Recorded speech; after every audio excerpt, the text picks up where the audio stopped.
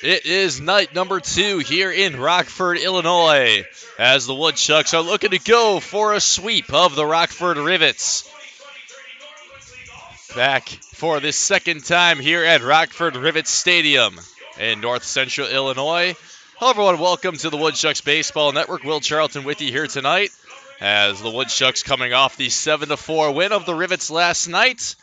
A game in which the Woodchucks put up 3 different 2-run innings, as well as 1 run in the 4th. It was a 5-4 game going into the 7th, and then the Woodchucks put up 2 more, which set the pace of the game the rest of the way, as Rockford would threaten with runners on base in the 9th. But coming in and closing the door, picking up the save in his first pitching appearance was Christian Mitchell. And the winning pitcher yesterday was the starter, Chandler Freeman. As the Woodchucks will be batting first like always on the road, and here is who they will start it off with. It's Dalton Pearson, Jesse Donahoe, Brent Witter, Colin Brigham, Mike Adair, who's making his Woodchucks return. And first game back with Wausau since June 13th. That's Mike McGinnis, Anthony McFarland, Brian Blackwell, and then Evan Funkhauser rounds it out at the bottom of the order. On defense for the Rivets tonight, in the outfield is Khalil Walker in left, Brendan Summerhill in center field, and Connor Allen in right. On the corners, at third base is Matt Mebane, first start, Jace Reinhardt up the middle, David Bishop at shortstop, and at second base is Wyatt Morgan. Behind the dish is Tony Lindwedell, and on the mound is the right-hander from Southern Wesleyan University, and by way of Mooresville, Indiana, it's Nick Volmert.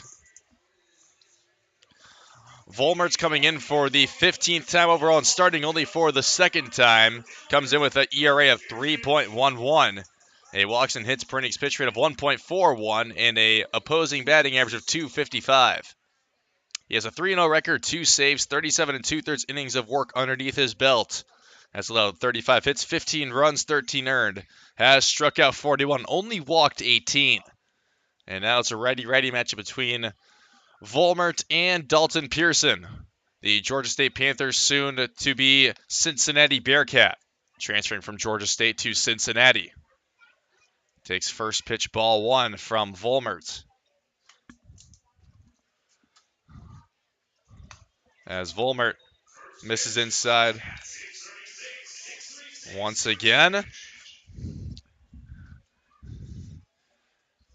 And it is now 2-0 between Volmert and Dalton Pearson. Make that 3-0. Volmert has missed on the first 3 pitches he's thrown. Second stint with the Rockford Rivets came here to Rockford in 2020 as well. As Pearson now playing in his 39th game, starting his 38th, batting .355. And he takes the 3-0 for strike 1. His .355 batting average is qualified for the best on the team. And it's tied for second of the best batting average in the entire Northwoods League. And he also has an on-base percentage of .439. He has walked to lead off the game. So Dalton Pearson, who was the leadoff batter reaching base yesterday as well, has now reached base once again. There was a leadoff single yesterday for Pearson, his only hit of the game yesterday. And now he has been walked for the second time in the series, and overall, the 23rd time he's been walked this season, which brings up his former Georgia State teammate, Jesse Donahoe. And Donahoe, the left-handed batter, who did not play yesterday, takes first pitch, strike 1 from Volmert.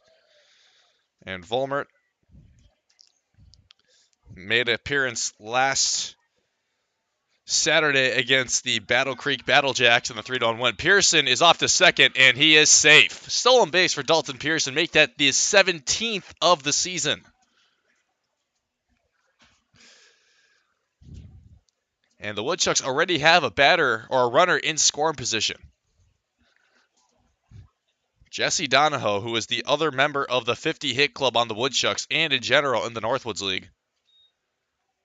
Coming into today, only one of 12 hitters in the league with 50-plus hits. Donahoe, who has exactly 50, playing in his first game since Wednesday night against the Battle Creek Battlejacks. The Columbus, Georgia native who was 0 for 3 in that game against Battle Creek on Wednesday night. As the breaking ball misses outside on the 1-2 from Volmer. Donahoe now playing in his 44th game, starting his 42nd for Wausau. Northwoods League All-Star, as well as Dalton Pearson. He's batting .309 the season, like mentioned, 50 hits, as well as 10 doubles, 2 triples, and 4 home runs. And the 2-2 misses outside on the off-speed. The count is full, as Donahoe has reached it or worked it back up in the count. And it'll be a payoff situation on this pitch as Volmer sends it in, and Donahoe hits one into left field. Going back for it is Khalil Walker. He catches it on not on the warning track, but near it, as Donahoe flies out for out number 1. Tried to push it, but Walker was ready.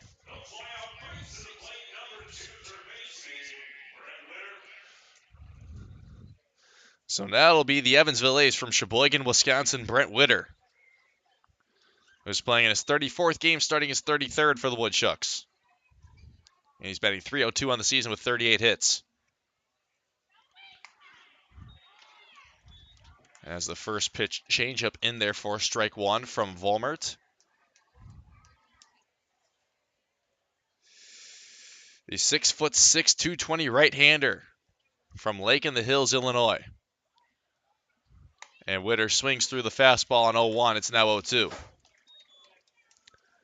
Witter batting .302 on the season, 38 hits, 2 of them coming last night, 2 for 4 in last night's game, including the RBI double.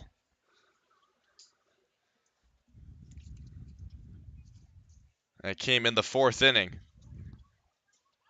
As Witter swings and misses. Dropping the ball was Tony Lindwoodell behind the plate, but Witter is still thrown out at first base. That's strikeout number 1 for Volmert. And after the leadoff walk and stolen base for Dalton Pearson, that's been back-to-back outs, as stepping to the plate now is the 6'6" first baseman from Smithton, Illinois, Colin Brigham, the Oklahoma State Cowboy. Playing first base once again as he takes first pitch breaking ball outside for ball 1. Left-handed batter who is a straight pull type of guy. 1-0 from Volmert. And that breaking ball drops in for strike 1 to Colin Brigham. Was playing first base last night as well.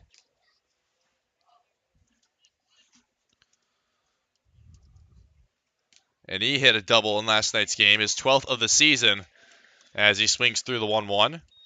That double came in the 7th, that 2-run inning for the Woodchucks.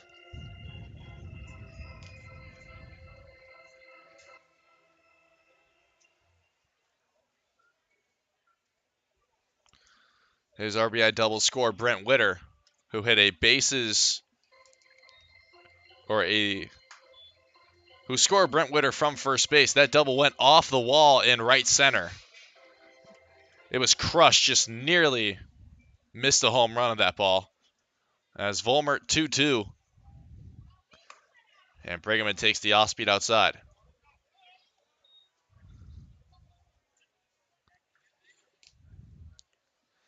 Full count, 2 outs, as Brigham looks to keep the inning alive for the Woodchucks. Volmer, payoff pitch. Pearson still at second. Brigham swings and misses. That's back-to-back strikeouts for Nick Volmer on the mound. And strikeouts 42 and 43 of the season. He works through the count and leaves Dalton Pearson stranded at second. That does it for the top of the first, and the Woodchucks are taking the field on defense. We'll introduce them when we come back on the Woodchucks Baseball Network. I'm so glad you and Jack are home. His birthday was supposed to be today, right, Mom? That's right. He wanted to meet me 8 weeks early. He sure gave us a scare, didn't he?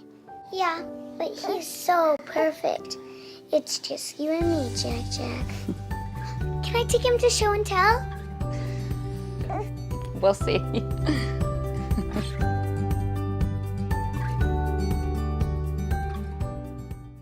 The savings are heating up this summer at Cellcom. Save up to $300 on the top phones from our most iconic brands. Plus, save $150 on all connected tablets, smartwatches, and cameras. Keep kids busy this summer with a tablet, track your steps with a smartwatch, or monitor your cabin with a camera. Now, unlimited data is more affordable than ever with our single unlimited plan, offering unlimited data for only $29.95 per month for just one line. Visit cellcom.com/save for details.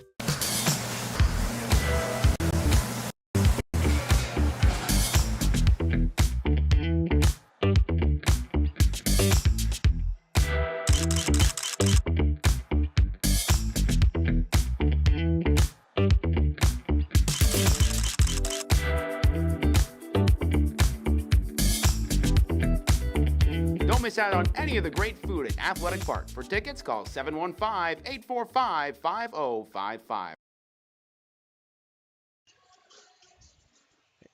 Time for the bottom of the first here at Rockford Rivets Stadium as the Woodchucks had taken the field on defense. Let's see who is out there in the outfield. It's Michael Adair making his return to Wausau. First time since June 13th. He's back in the lineup, and we'll talk about more when he comes up to bat. More than likely in the not more than likely, he will be batting in the second inning. He'll be the leadoff man in the second, but in center field is Dalton Pearson, right field Mike McGinnis. On the corners is Brent Witter and Colin Brigham third and first. Up the middle, you got Evan Funk, Cowser at shortstop, and Jesse Donahoe at second. Behind the dish, Ryan Blackwell. And on the mound is the Western Kentucky Hilltopper, Nick Shuddy. And Shuddy first facing off against Brendan Summerhill, who swings and misses through the first pitch fastball from Shuddy, who was coming for his 10th time overall, making his fourth start. 2-2 record, 3.6 ERA. As Summerhill put down a bunt but fouled it off, and Shuddy has him down 0-2. Shuddy also has a whip of 1.5 and 20 full innings of work, and has struck out 14, allowed 14 hits, 10 runs, 8 earned, has walked 16, and has an opposing batting average of 194. As Summerhill just stays alive on the 0-2, as the breaking ball missed low. 1-2 now to Summerhill, the center fielder tonight for the Rockford Rivets. And Shuddy misses low again on the off-speed. Summerhill this season only playing in his third game now for Rockford, but has 3 hits in 4 at-bats. But he swings and misses there, and that is a strikeout quickly for Nick Shuddy.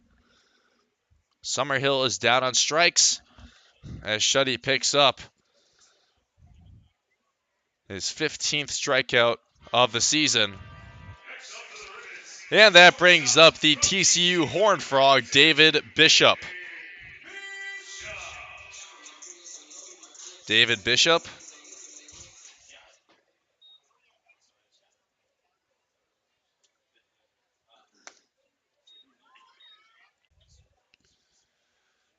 He's from Marietta, Georgia. And Shuddy is missing his first couple of pitches to David Bishop. Bishop fouls off the 2-0 on a fastball. He's batting .380 in 13 games played. 19 hits, 3 doubles, 3 RBIs. Has been walked a couple times and has scored 11 runs. He's also slugging it at a percentage of .440 and has an on-base percentage of .415. And the 2-1 off-speed is in there for strike 2. As Nick Shuddy looks for a second out and just 2 batters faced here in the first. David Bishop pinch hit in the 9th in the spot of Bennett Eltoft as he fouls off the 2-2 into the stands along right field. And he was struck out by Cole Henschel in the 8th, or in the 9th rather. Or was forced into a flyout off the left arm of Cole Henschel in the 9th. Shuddy 2-2 again. And it's fouled off into the stands along the right field line near the Woodchucks bullpen.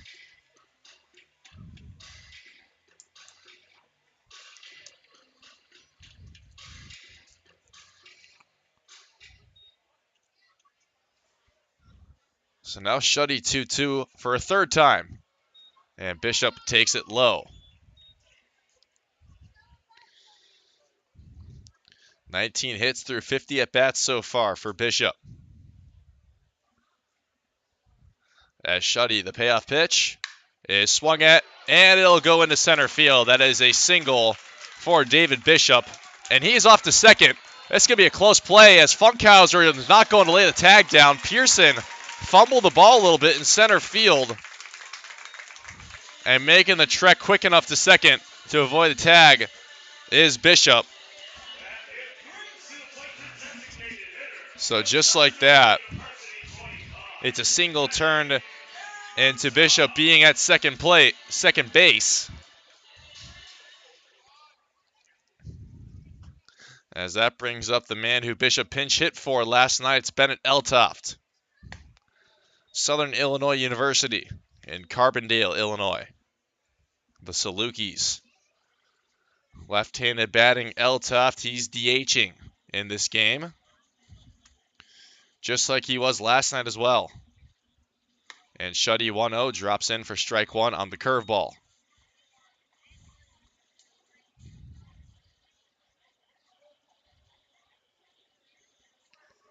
Now both teams have had a runner in scoring position in this first inning. As trying to get a big lead at second is Bishop. And Eltoft fouls off the 1-1.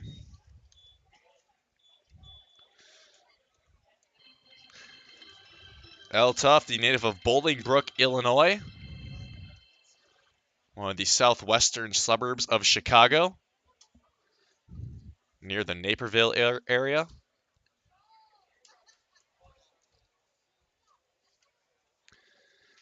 In 2 games played with the Rivets, he does not have a hit yet.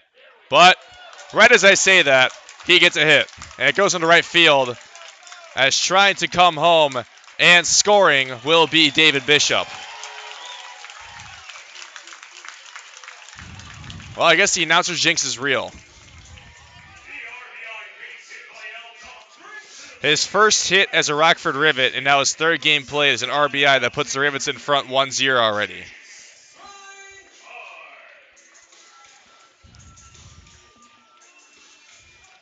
That's now back-to-back singles.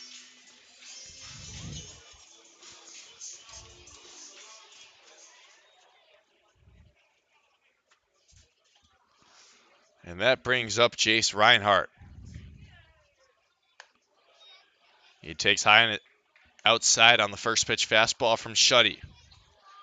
Jace Reinhardt, the first baseman from South Carolina upstate by way of Mannington, West Virginia. And he swings through the curveball. It gets away from Blackwell. He's not going to try to make the throw over to second as reaching on the pass ball is Eltoft.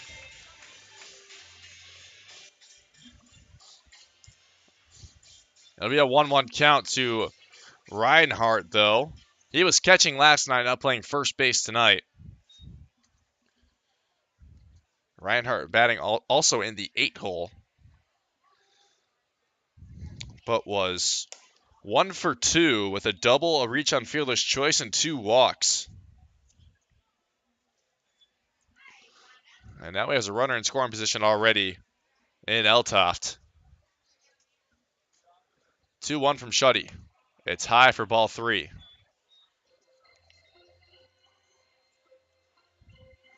Shuddy's last start came against the Green Bay Rockers in a Schwabenon. 3rd straight start on the road for Shuddy.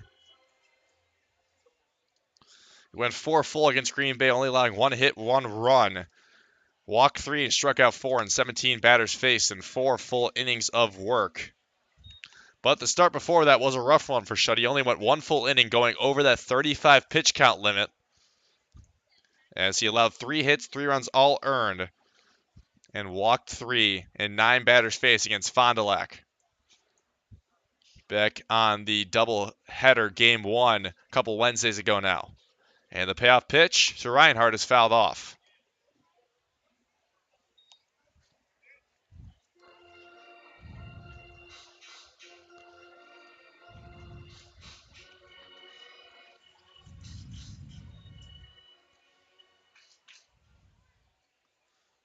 That game against Green Bay, which resulted in the 4-3 win for the Woodchucks, Ended up being a no decision for Shuddy. This is a blooper into left center, and it's going to drop.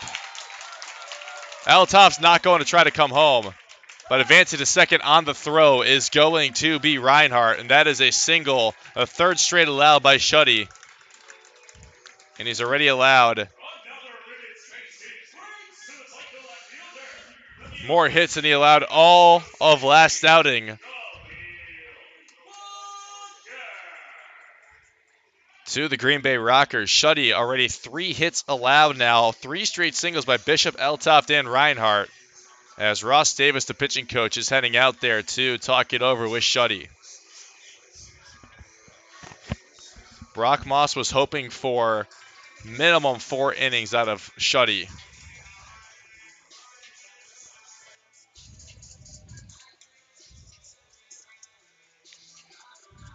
And there's still no double play ball in effect, with runners at second and third now, as Khalil Walker will be coming up to the plate.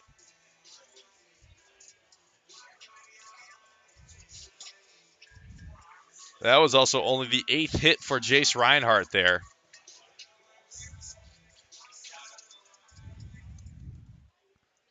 The first hit for Bennett Eltoft, and now the 8th hit for Reinhardt. Brings up Khalil Walker, the left fielder from the University of New Mexico. And Shuddy misses on the fastball outside to Walker, who was also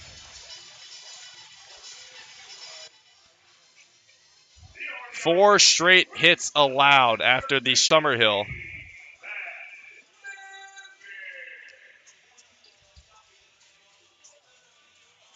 One out comes Matt Mebin to the plate, the third baseman from Dublin, Georgia, by way of South Georgia State College. And the first pitch, breaking ball for strike 1.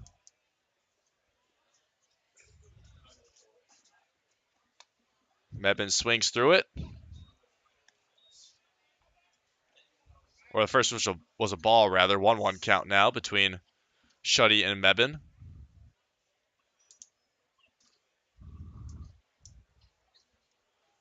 As Shuddy is hoping for a ground ball here. As fouling off the 1-1 is Mebin. Khalil Walker is trying to steal, potentially maybe trying for a double steal.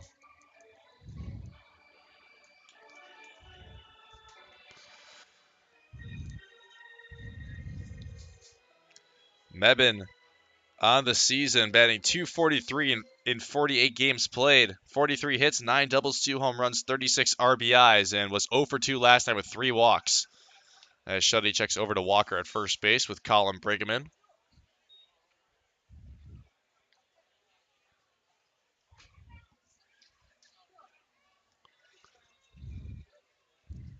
And the 1-2 to Mebin. He fouls it off. He stays alive. He's also been walked 28 times and has scored 29 runs, has Mebin. But like mentioned, his first 3 at-bats last night, they were all walks. Until he's retired in back-to-back at-bats his last 2 plate appearances. 1-2 again. Mebin hits one high in the air, but it's going foul down the left field line. So he's staying alive.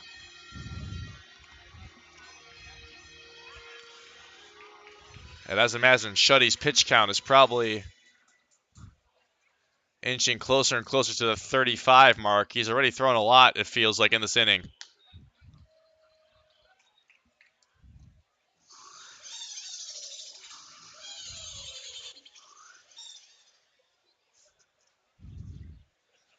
One, two again to Mebin. Mebin takes it high and inside on a fastball.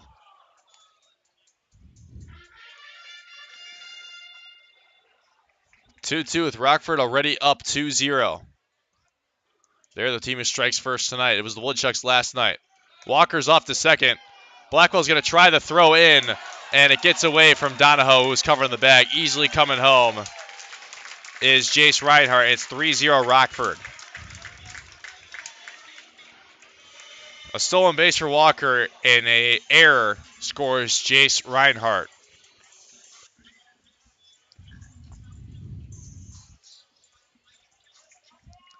So now the count is full between Shuddy and Mebane. Mebane puts one on the ground. It goes foul down the third base line. The Woodchucks took game one of the first two. Yep, that's out of here. That's a 2-run home run for Matt Mebane, and it's 5-0 Rockford.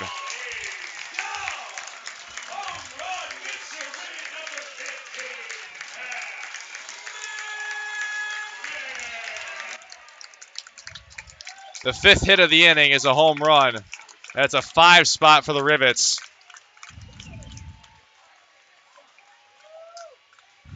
As they are way ahead here early. That is the third home run of the season for Mebane.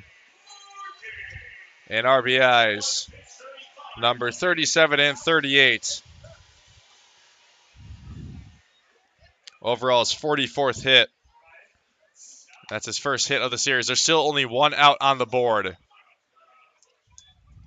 As I imagine, Shuddy is definitely probably going to go over 35 pitches here in the inning. And he already has gone over 35 in. As baseman.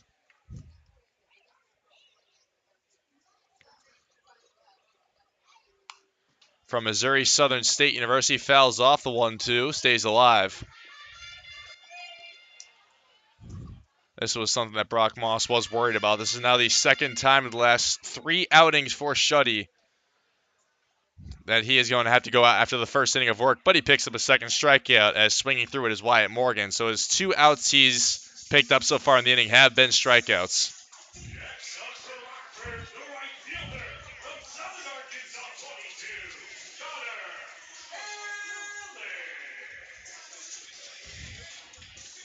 But Matt Mebane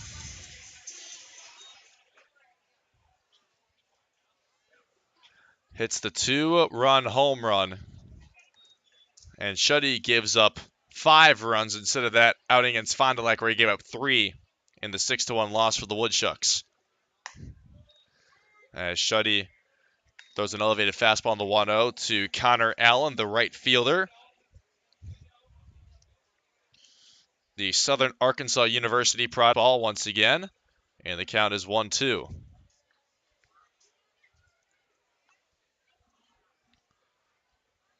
Shuddy looks to escape the inning, but staying alive on the fastball is Connor Allen.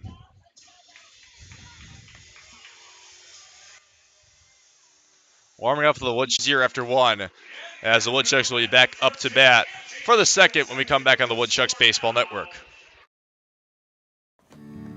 Oh, that's gotta hurt. Oh, good to have you back on your game. Yeah, well, I only got cancer so that you could tell people that, you shaved your head for solidarity and not because you're going bald.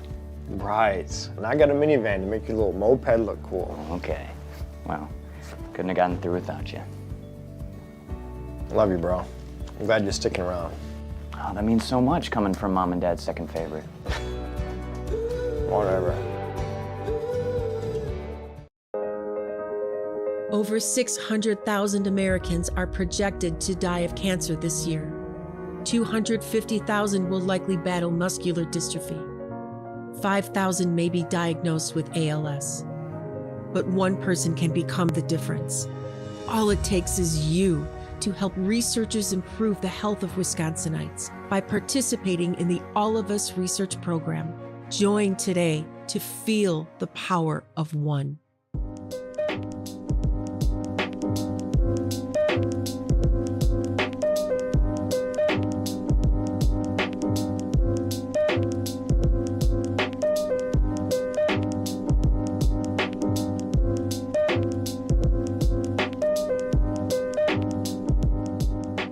To buy your own Woodchucks merchandise, visit the Woodshed at Athletic Park, or you can visit our website, www.woodchucks.com.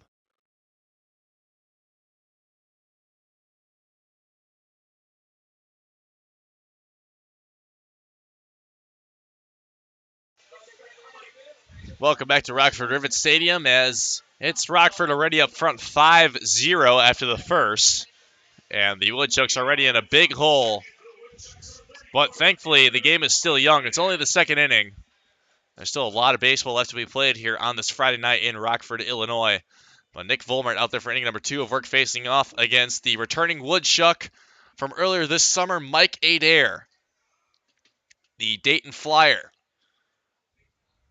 who's once again wearing number 34, the Fort Gibson, Oklahoma native, who transferred to Dayton from Seminole State in Oklahoma. Fouled off the 0-1 and was hit by that breaking ball on his foot. So he is the second base runner for Wausau tonight, but both have been off 9 hits. There's a walk to Pearson to lead off the first, and now the leadoff man is aboard here in the second, as Mike Adair reaches in his first plate appearance since coming back to Wausau. That brings up the Georgia from Vollmer. Now playing in Wednesday's 8-3 win, which was highlighted by the RBI double in the 8th inning, that 5-run frame for the Woodchucks. 1-1 from Vollmer. And McGinnis takes it in the dirt. But Lynn Waddell, the all-star catcher, able to corral it, not allowing Adair to head off to second base. And the 2-1 to McGinnis is outside and low on the fastball, 3-1. McGinnis also has 16 walks, 30 RBIs, 18 runs scored, and 7 stolen bases. As Vollmer on the 3-1 misses low, so McGinnis is walked for a 17th time this season, and that is now back-to-back base runners allowed by Vollmer. Hit by pitch 15th game, starting his 13th for Wausau, batting .208 with 10 hits. And he takes the first pitch fastball high for ball 1. He has 1 double part of his 10 hits, has driven in a couple runs, has been walked 5 times, and has scored 5. Is to Wyatt Morgan at second base, and they're going to put out Mike McGinnis. That was a close play. Mike McGinnis, if he would have slid in there, he might have been safe. Not too sure why he didn't slide. But I guess, worst case, you avoid the runner's interference if you do slide. McFarland reaches on fielder's choice, so that puts runners on the corners for the Woodchucks. As now it's Evan Funkhauser, Ryan Blackwell rather. Evan Funkhauser on deck. Ryan Blackwell, the catcher from Amarillo, Texas, the Oral Roberts Golden Eagle. As going outside on the fastball is Vollmer to Ryan Blackwell, is now playing and starting his 6th game as a Woodchuck, batting .188, only 3 hits, 3 runs scored, and has been walked. Corral it, and the throw will not be in time to first baseman Jace Reinhardt. So Mebane, not able to field and possibly turn the double play, allows the Woodchucks to score their first run of the game. Mike Adair comes home.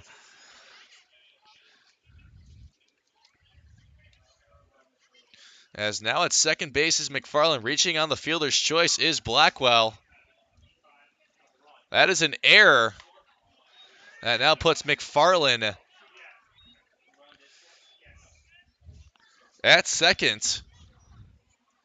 So back-to-back reaches on fielder's choice for the Woodchucks.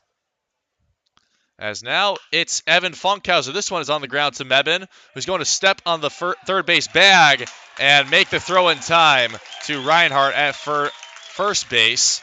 So Mebane makes up for it, turns this double play by himself, and he throws out Evan Funkhauser. The Woodchucks score their first run, though, as they have to start chipping away at some point. And it's going to be a new pitcher in the game, and Richie Lycian, when we come back for the bottom of the second here on the Woodchucks Baseball Network. Over 600,000 Americans are projected to die of cancer this year. 250,000 will likely battle muscular dystrophy. 5,000 may be diagnosed with ALS. But one person can become the difference. All it takes is you to help researchers improve the health of Wisconsinites by participating in the All of Us research program. Join today to feel the power of one.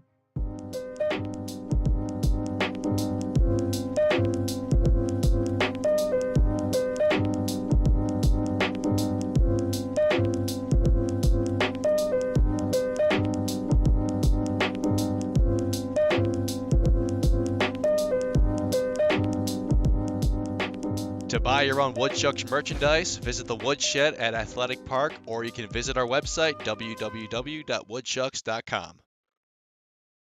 I'm so glad you and Jack are home. His birthday was supposed to be today, right, Mom? That's right. He wanted to meet me 8 weeks early. He sure gave us a scare, didn't he? Yeah, but he's so perfect. It's just you and me, Jack. Can I take him to show and tell? We'll see.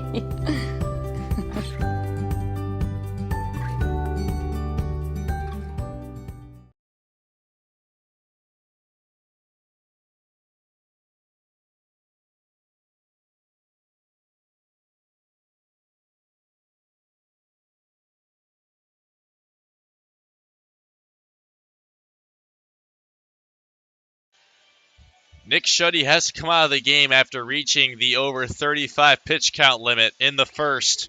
In his full inning of work, he allowed 5 hits, 5 runs, all of them being earned. And he struck out 3. He struck out all 3 outs he picked up.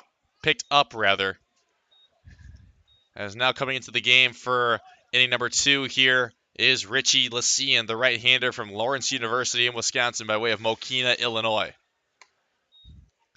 And he throws a strike to Tony Lindwoodell, who leads off the second.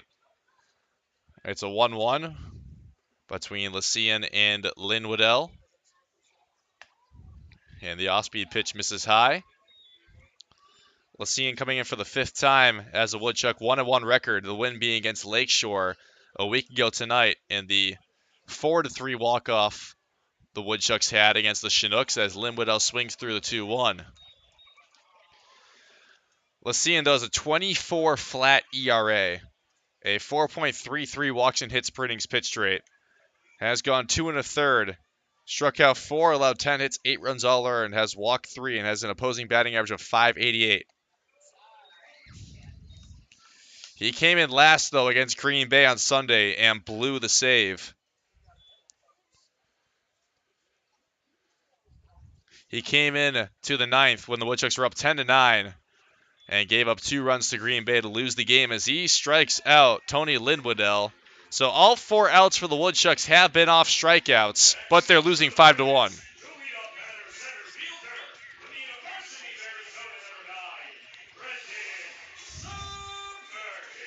In fact, Lycian only picked up 2 outs. It was a leadoff home run allowed to A.J. Anzai over that shallow right field wall at Capital Credit Union Park. As coming through the first pitch is Brendan Summerhill for strike 1. As Parker Powell at third base said, yes, he did. So the 0-1 is taken high and outside on a fastball. That was also the loss that Lycian picked up. So back-to-back outings have been a win and a loss for Lycian. 3 hits allowed in 2/3 of an inning pitch, allowing both runs to let the Rockers win that game last Sunday and break what was then a 5-game losing streak for Green Bay. They won that one 11-10 in the most runs scored loss of the season for the Woodchucks, if that makes sense. The highest total was 7 before that game, and now it was 10. A game with the Woodchucks led 8-3, but still fell to Green Bay.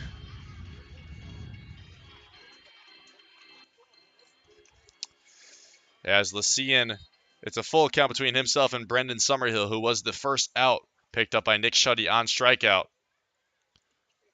As a 3-2, drops low and outside on the breaking ball, and Summerhill is walked. That's the first walk allowed by the Woodchucks so far in the game. And I feel like that's kind of based on the fact the other team already has 5 runs. If you go back to the game yesterday, the Rivets only had 3 hits in the game. But the Woodchucks pitching staff allowed a combined 12 walks in the game and still won. And swinging at the first pitch is David Bishop. He sees from Lyceum. A righty-righty matchup once again. Bishop 1 for 1. Had the first of 5 straight hits by the Rivets in the first. As he comes into this at bat with Summerhill at first base. And he's going to second. Blackwell, it's a good throw, but the throw will be in time. Summerhill is caught stealing.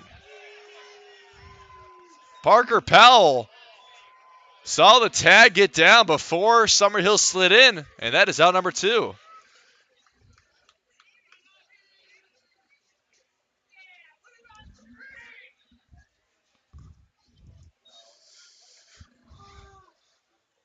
So the at-bat resumes with Bishop, who hits one in the air. It's going into center field, and Dalton Pearson is under it. That does it. He batters and gets out of the inning. And the Woodchucks are the only team that scores there in the second, but Rockford leads it 5-1 into the third, here from Rivets Stadium.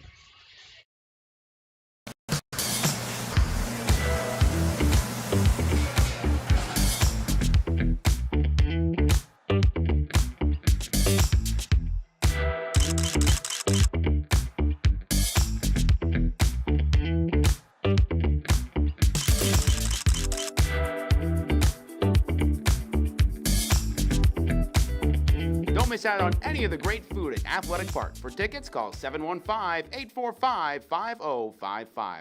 The savings are heating up this summer at Cellcom. Save up to $300 on the top phones from our most iconic brands. Plus, save $150 on all connected tablets, smartwatches, and cameras. Keep kids busy this summer with a tablet. Track your steps with a smartwatch, or monitor your cabin with a camera. Now, unlimited data is more affordable than ever with our single unlimited plan. Offering unlimited data for only $29.95 per month for just one line. Visit cellcom.com/save for details. Ooh, that's gotta hurt. Oh, good to have you back on your game. Yeah, well, I only got cancer so that you could tell people that, you shaved your head for solidarity and not because you're going bald. Right. And I got a minivan to make your little moped look cool. Okay. Well, couldn't have gotten through without you. Love you, bro. I'm glad you're sticking around. Oh, that means so much coming from Mom and Dad's second favorite. Whatever.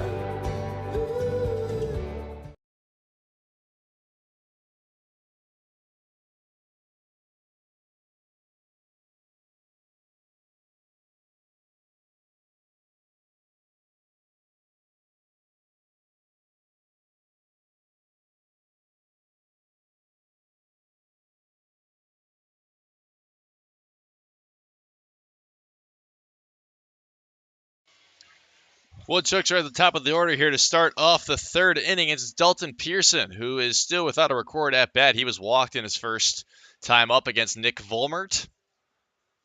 And Pearson fouls off the first pitch in this at bat for strike 1.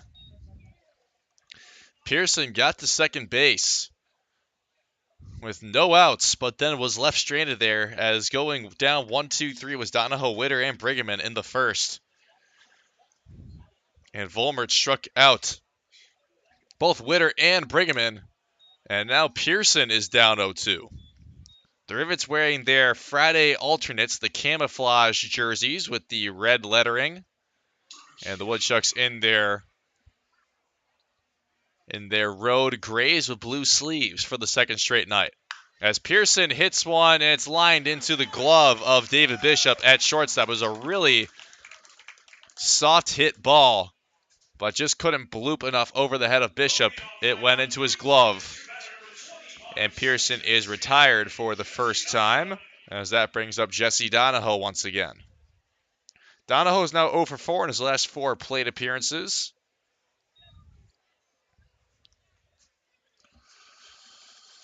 Looking to get back on the board.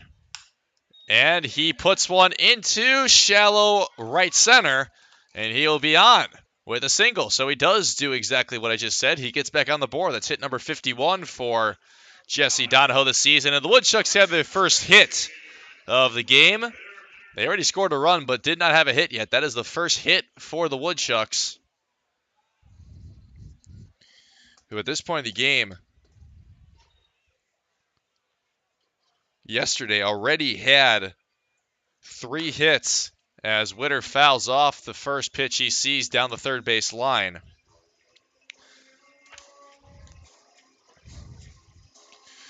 Witter, his first hit was a bunt single yesterday that put himself on first and loaded the bases, as it was Pearson, Donahoe, and Witter all reaching in order of 1, 2, 3 in the first against starting pitcher Chris Gaudio yesterday for the Rivets, who picked up the loss.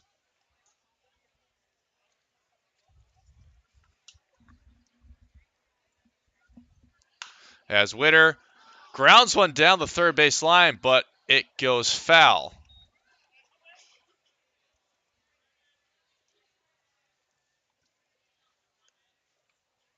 So Witter now down 0-2.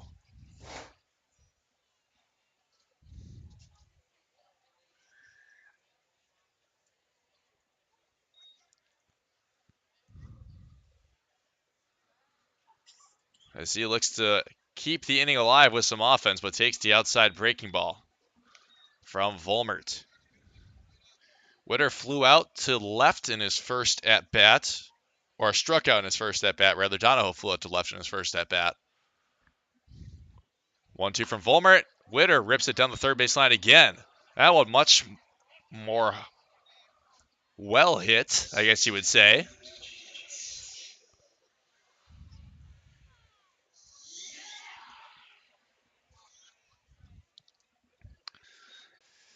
Brigham was also struck out in his first at-bat. Now with 3 strikeouts is Nick Volmert, and 2 have come against Brent Witter.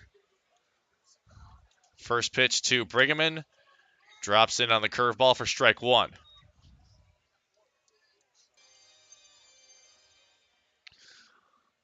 Brigham hits one in the air. It's playable for Matt Mebane, and Brigham has fouled out. So he's now 0 for 2, and Rockford stays up 5-1 as they'll be back up to bat for the bottom of the third here on the Woodchucks Baseball Network.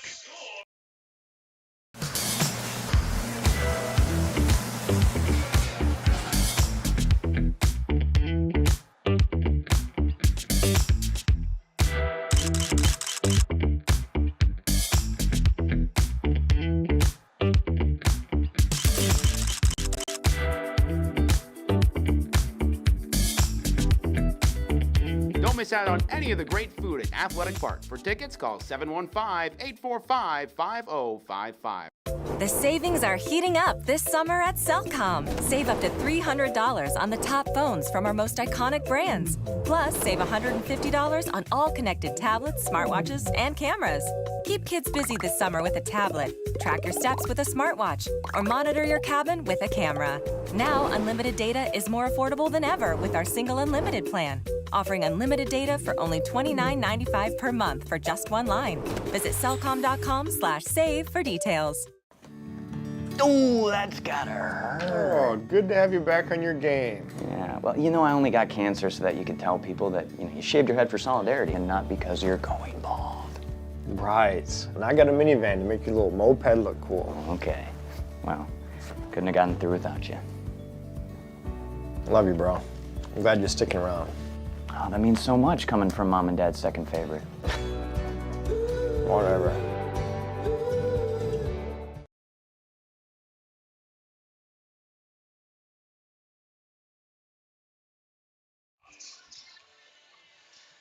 Bottom of the third inning here on the Woodchucks Baseball Network. Will Charlton with you here tonight. Happy you're joining us on this Friday evening, as it is Richie Lycian into his second inning of work now, and he's first facing off against Bennett Eltoft, who was already 1 for 1, had that single in the first as well. And then he scored the second of 5 runs, as Lycian already has him down 0-2. Eltoft swinging through the breaking ball.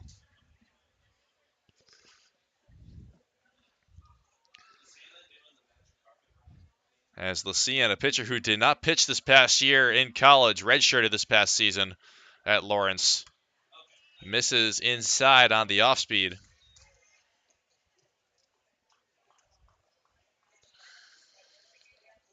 But in 2022 with Lawrence, he made 13 appearances, 2 starts, a 1-0 record, a 6 flat ERA with 28 strikeouts. As that is hit number 2 for Bennett Eltoft, and he will be held up at first base. That was a fantastic play by Mike McGinnis in right center field, who took a good angle at the ball, making sure that Eltoft could not head to second.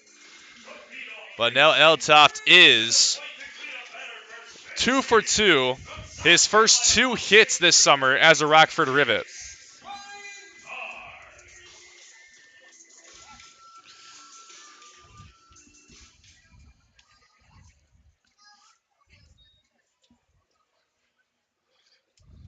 So that brings up Jace Reiner, who also had one of the 5 hits in the inning for Rockford in the first, and also scored one of the 5 runs for Rockford in the first. Reinhardt, that was only his 8th hit with Rockford this summer, as he's down 0-1 from Lycian. And coming through on the curveball was Jace Reinhardt. The appeal down to Dustin Ragsdale from Tyler Vandewater at home is in favor of the Woodchucks. So Lycian has Reinhardt down 0-2 as he looks for out number 1 here in the third. He checks over to Brigham, but the ball gets away from the first baseman. As able to get to second easily is Eltoft. Lycian, that's a throwing error. Second error of the game for the Woodchucks.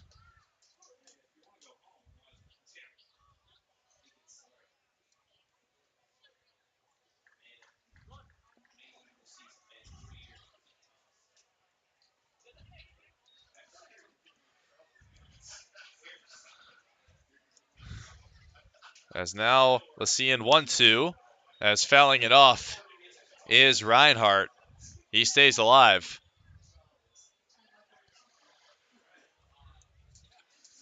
The Woodchucks split the 2 games they played here in 2021, but lost the first one, won the second one. As this is a ground ball to Brent Witter, it's underneath his glove. That is now the 3rd error for the Woodchucks. As getting on first on error this time is Reinhardt, and it's very rare to say that Brent Witter commits errors. You don't see that very often, but that is already the 3rd error for the Woodchucks in this game.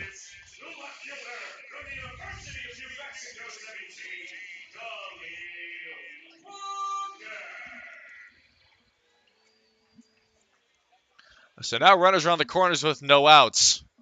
As coming to the plate is Khalil Walker. As he puts one in the air. This is not going to be one that is Italy tagged up on for the Rivets. As he pops out. So Walker is out number 1 here in the third. That is a pretty big first out as Donahoe catches it just past the infield.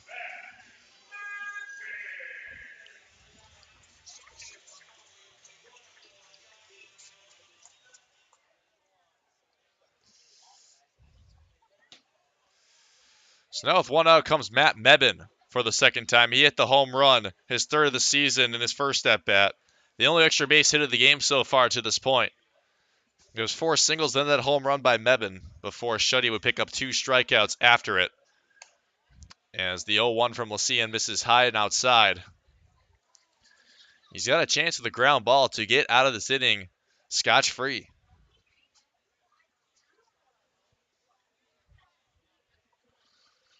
1-1. Fastball misses low.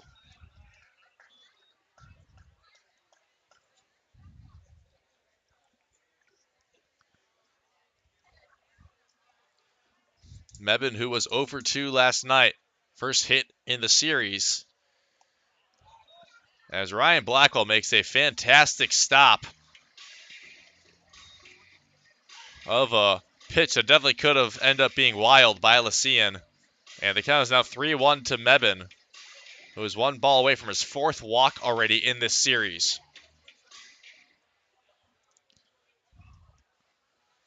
3-1. And that one is hitting there on the strike zone, but Tyler Vandewater did a punch out for some reason on just strike 2. Got a little too ahead of himself there. That was kind of funny to look at. Payoff pitch to Mebane. And Mebane walks. The curveball missed high.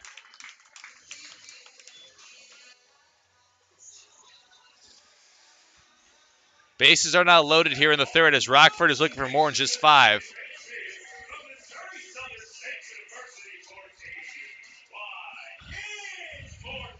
But there is a silver lining to that walk. That means there is now a force at every base. So if a ground ball is hit, the Woodchucks would have a chance to turn 2 and get out of the inning without allowing a run. As Wyatt Morgan is up and he puts one in the air. And it's going toward the stands, but it won't be playable for Brent Witter. It does go into the stands.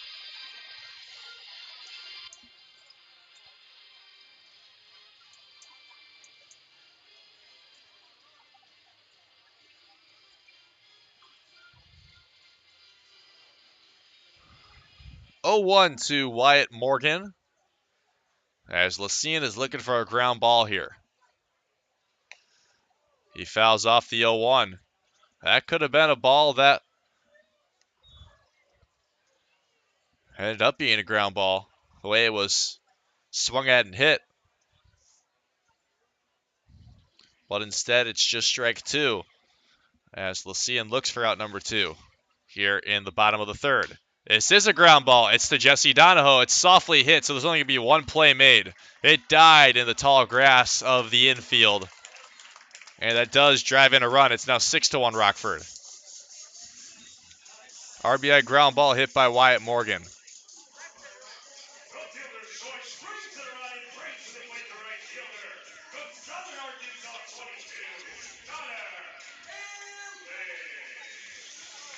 He was one of 3 strikeouts in the first for Nick Schutte. 0-2, swing and a miss. And Lucien picks up a second strikeout, swinging, and the Rivets do add another, though. They lead it 6-1 into the fourth here from Rivets Stadium. I'm so glad you and Jack are home. His birthday was supposed to be today, right, Mom? That's right. He wanted to meet me 8 weeks early. He sure gave us a scare, didn't he? Yeah, but he's so perfect. It's just you and me, Jack. Can I take him to show and tell? We'll see.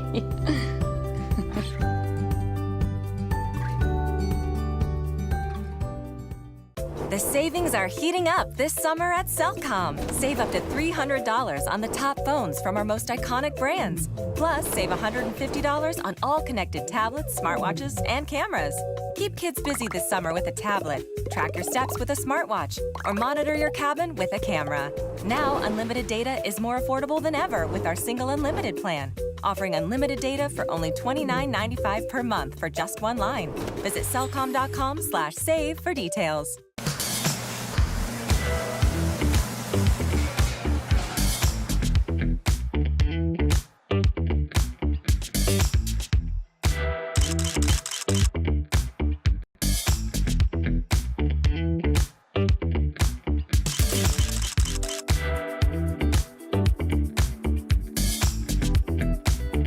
Don't miss out on any of the great food at Athletic Park. For tickets, call 715-845-5055.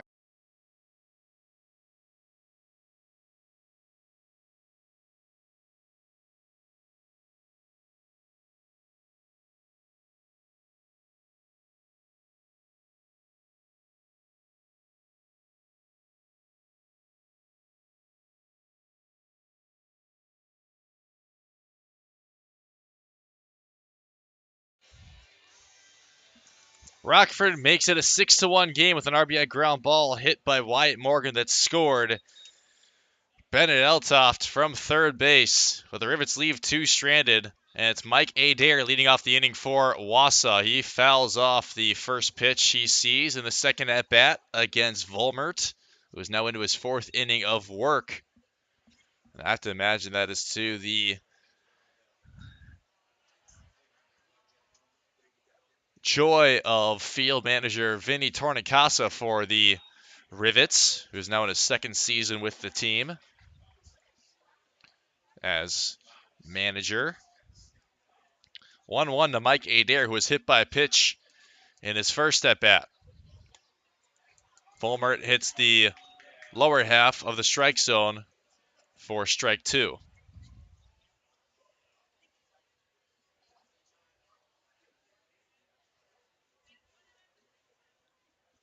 One, two to Adair, and he swings through it.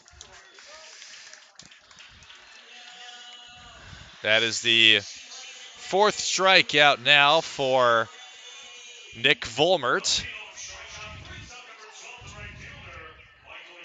As coming to the plate now will be Mike McGinnis.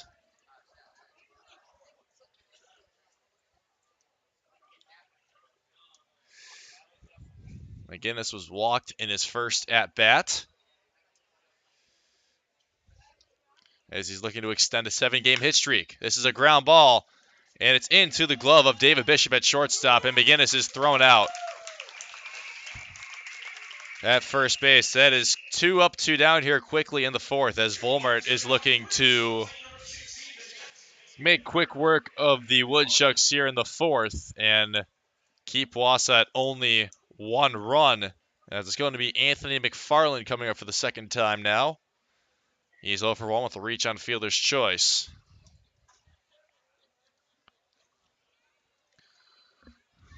First pitch is swung at into right field on a line. Ooh, that's gotta hurt. Oh, good to have you back on your game. Yeah, well, I only got cancer so that you could tell people that, you shaved your head for solidarity and not because you're going bald. Right. And I got a minivan to make your little moped look cool. Okay. Well, couldn't have gotten through without you. Love you, bro. I'm glad you're sticking around. Oh, that means so much coming from Mom and Dad's second favorite. Whatever. Over 600,000 Americans are projected to die of cancer this year. 250,000 will likely battle muscular dystrophy. 5,000 may be diagnosed with ALS. But one person can become the difference.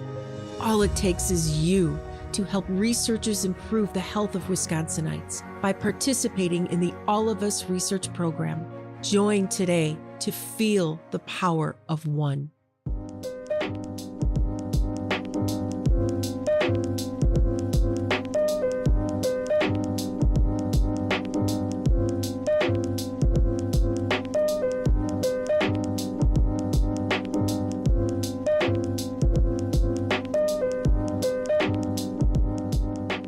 To buy your own Woodchucks merchandise, visit the Woodshed at Athletic Park, or you can visit our website, www.woodchucks.com.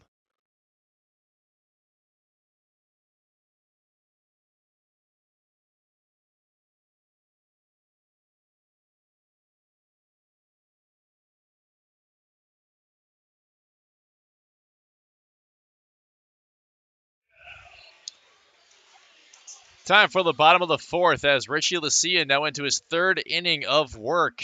This already being his longest outing of the season, as he was in for no more than just a full inning of work to this point. 2 full innings is by far his longest outing. Starting to get loose, looks like it's Andalo Santangelo, if my eyes don't deceive me. As it's 1-1 between Lycian and Tony Lindwoodell, the Notre Dame Fighting Irish.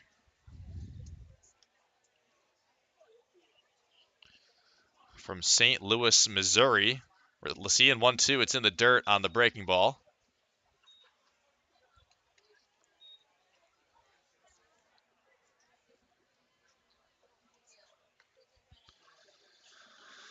Lindwoodell is 0 for 1. He was struck out in his first at-bat against Lycian, and he is struck out for a second time.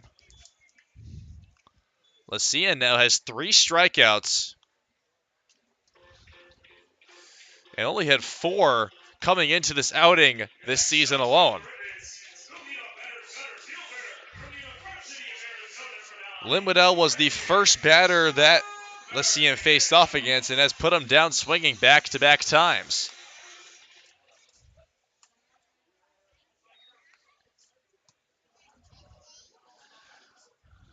As this is a soft ground ball hit to Jesse Donahoe by Brendan Summerhill, that is, and it's a out for 3.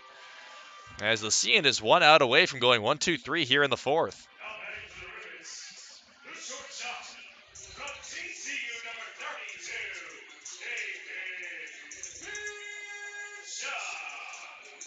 Coming into the game, or coming to the plate rather, not coming into the game, is David Bishop. He is 1 for 2. He flew out to Dalton Pearson, his last at bat that ended the second in the inning that Lyceum only faced off against 3 batters. But he's actually legit looking to go 1-2-3 in this inning as Lyceum throws first pitch off speed for strike 1. 0-1 to Bishop, who hits one in the air. It's going to be playable as Colin Brigham tracks it, and he grabs it. And Lyceum has gone 3 full innings, only allowing 1 run. And that 24 ERA is certainly going to go down significantly, as I imagine he might be done. But he has not thrown many pitches, so we'll see. It's still 6-1 Rockford, though, into the 5th inning here from Rockford Rivets Stadium. You're listening to Woodchucks Baseball on the Woodchucks Baseball Network. Over 600,000 Americans are projected to die of cancer this year. 250,000 will likely battle muscular dystrophy. 5,000 may be diagnosed with ALS. But one person can become the difference. All it takes is you to help researchers improve the health of Wisconsinites by participating in the All of Us research program. Join today to feel the power of one.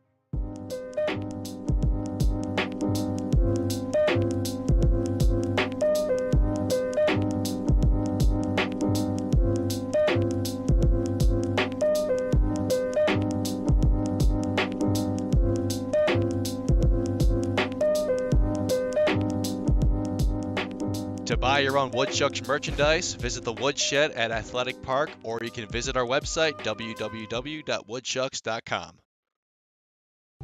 I'm so glad you and Jack are home. His birthday was supposed to be today, right, Mom? That's right. He wanted to meet me 8 weeks early.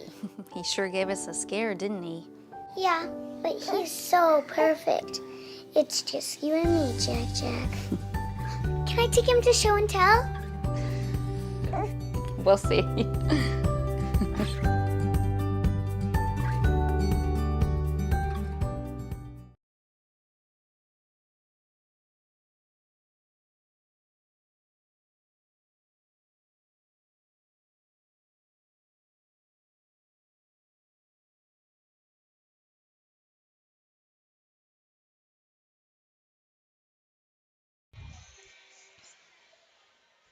Leading off the top of the 5th inning here against Nick Volmert is Raul.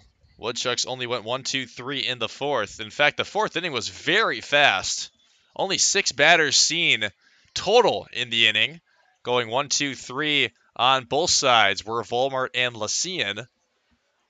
And it's 1-0 to Ryan Blackwell, who reached on fielder's choice in his first at-bat as he hits one into left field, and he picks up his 4th hit as a Woodchuck. Only the 2nd hit allowed by Volmert. And Blackwell is on base.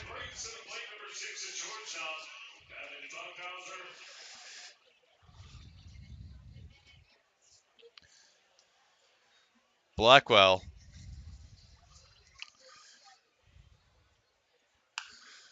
like mentioned, now with 4 hits, as Evan Funkhauser is still looking for his first hit, now playing in his 2nd game with the Woodchucks, the Edwardsville, Illinois native, soon to be Lindenwood Lion, transferring from St. Charles Community College to Lindenwood. He was 0 for 5 last night in Game 1, batting in the 9-hole. Had a couple of strong at-bats, fouling off a handful of pitches, but was not able to end up getting the better of any of them.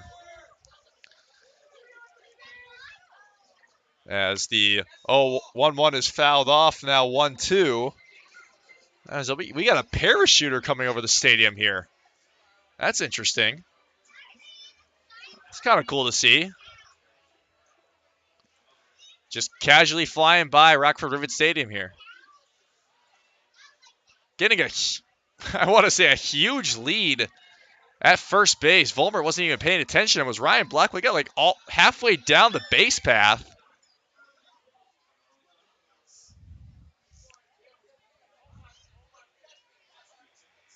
And didn't end up just going to second. Not too sure why.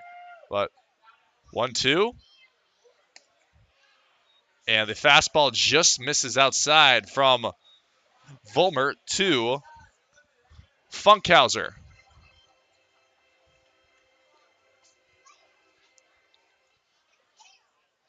Funkhauser looks for his first on-base appearance as a Woodchuck, and he takes high fastball. The count is now full between Funkhauser and Volmer. Dalton Pearson, at the top of the order, is on deck. As the payoff pitch is taken inside, nearly hits Funkhauser in his reach for the first time as a Woodchuck. Going to second base is Blackwell. And if you're the Woodchucks, you got to start some offense somewhere if you want to get back into this game. So maybe this is the inning they try and figure something out, as Rockford is going to be making a mound visit. Pitching coach Lott's heading out there to talk with Volmert.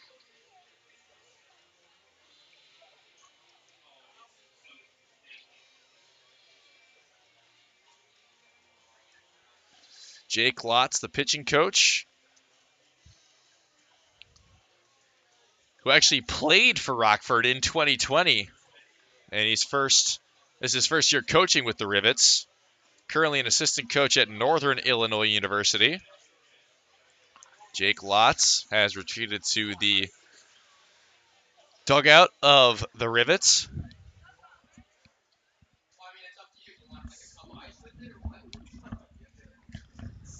As now it's the top of the order and Dalton Pearson. Woodchucks going through it for the third time, and Pearson is 0 for 1 with that line out he had. And he's put a bunt down, but it was fouled off. So he's trying to sacrifice and maybe even beat out the throw, as Pearson has hit bunt singles before. Certainly no stranger to it. I wouldn't say it's a primary thing he does from the plate, but I'll say maybe 5 or 6 of his 54 hits so far this season have been bunt singles. 0-1. Pearson fouls it off again, but this time it was a legit swing. Kind of looks like a golf swing for a second.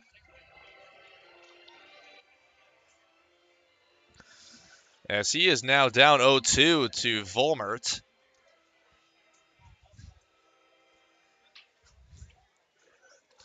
And if Pearson can reach, that would either make bases loaded or drive in the second run of the game for the Woodchucks, but he's down 0-2 and has to battle back. Volmert.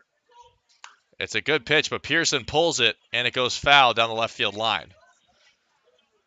Got a handful of kids running after that ball. They want a souvenir. They were sprinting after it, too. They wanted it.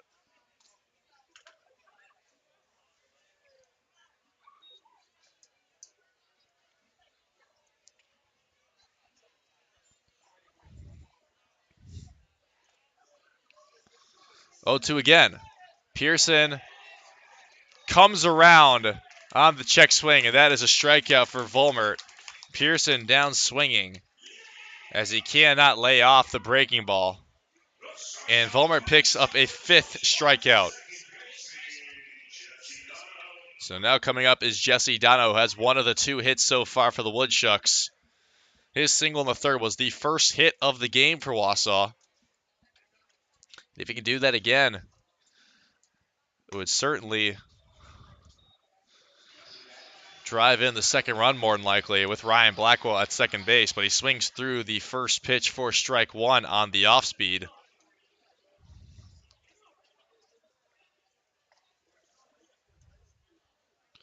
0-1 to the left-handed hitting Georgia State Panther from Columbus, Georgia. And that is taken on a fastball in the inner half for strike 2 to Donahoe.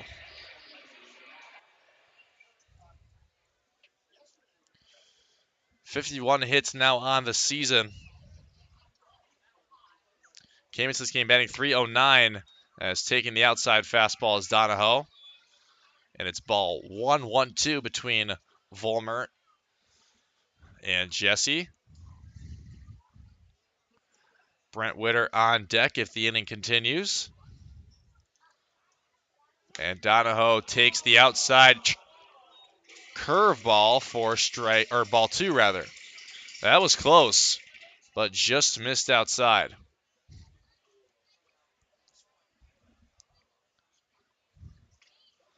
2-2, Vollmer to Donahoe. Donahoe skies it. Coming up for it is Khalil Walker, and he will make the grab in, I believe, fair territory. So Donahoe is down for the second time. And that's his second fly out to Khalil Walker. And now with 2 outs comes Brent Witter, who has been struck out twice so far by Vollmer. Vollmer came into this game with 41 strikeouts on the season. As Witter hits one foul down the third base line for strike 1. Vollmer now with 46 strikeouts as he has 5 so far, and he doesn't want to be done, obviously, as there is a right-hander warming up in the pen for the Rivets. So maybe Vollmer might be done after 5 full innings of work. As Witter takes the low breaking ball for ball 1.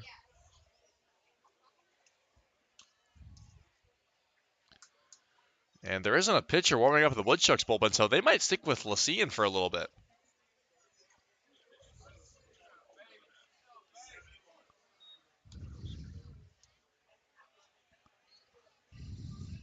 As Witter awaits the 1-1 from Vollmer. And Witter takes the breaking ball low for ball 2. Slider from Vollmer.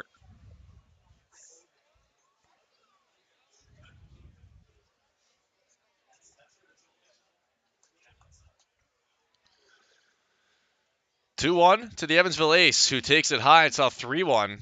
And if he can keep the inning going on deck with bases loaded would be Colin Brigham. And that's certainly not a guy you'd be bummed out to have coming to the plate with bases loaded and a chance to close the gap a little bit. 3-1 to Witter. And it misses outside. Bases are loaded here with 2 outs in the 5th, and things have just gotten a little interesting as the power hitting Colin Brigham will step to the plate.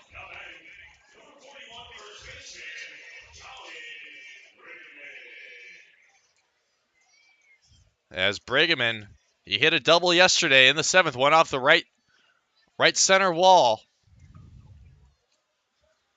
If he can do that again, that'll more likely clear the bases. Vollmer, first pitch to Brigham, is hit down the right field line, but it's going to tail foul. That stays fair. That is a grand slam. My goodness, that was pulled.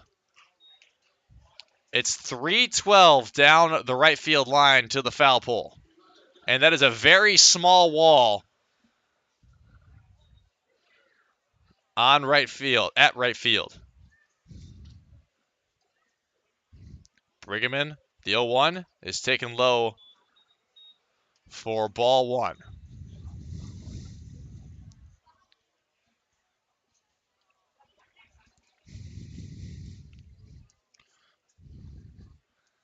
Vollmer 1-1 to Brigham. Make that 2-1 as Brigham takes it in the dirt. The Woodchucks looking for a small rally here in the top of the 5th.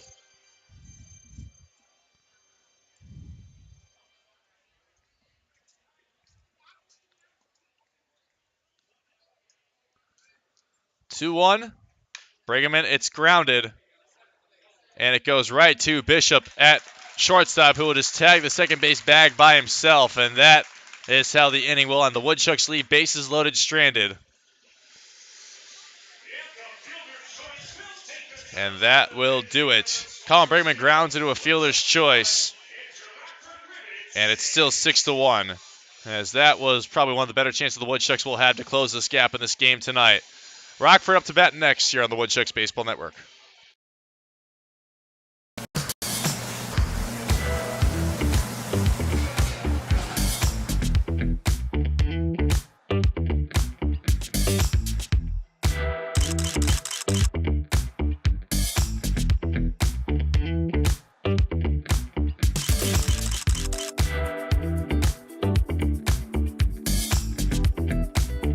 Don't miss out on any of the great food at Athletic Park. For tickets, call 715-845-5055. The savings are heating up this summer at Cellcom. Save up to $300 on the top phones from our most iconic brands. Plus, save $150 on all connected tablets, smartwatches, and cameras. Keep kids busy this summer with a tablet, track your steps with a smartwatch, or monitor your cabin with a camera. Now, unlimited data is more affordable than ever with our single unlimited plan, offering unlimited data for only $29.95 per month for just one line. Visit cellcom.com/save for details. Ooh, that's gotta hurt. Oh, good to have you back on your game. Yeah, well, I only got cancer so that you could tell people that, you shaved your head for solidarity and not because you're going bald. Right. And I got a minivan to make your little moped look cool. Okay. Well, couldn't have gotten through without you. Love you, bro. I'm glad you're sticking around. Oh, that means so much coming from Mom and Dad's second favorite. Whatever.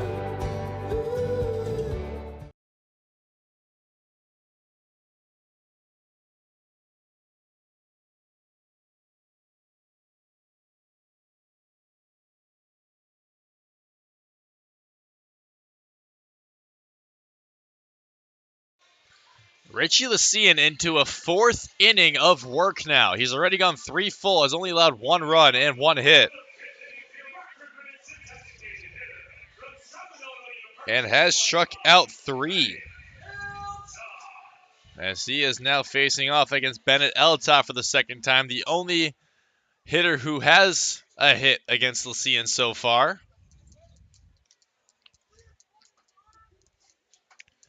As Eltoft also came around to score the 1 run in the third as Lycean misses low for ball 1 to the designated hitter from Southern Illinois University. 1-0. Eltoft swings through it for strike 1. Lycean, like mentioned, only had 4 strikeouts coming into this outing. All right, that's a ground ball down the first base line. It stayed fair for Eltoft, and he's looking for his 3rd hit of the game. He's going to second, and he's in there with a double. That one just stayed fair past the first base bag.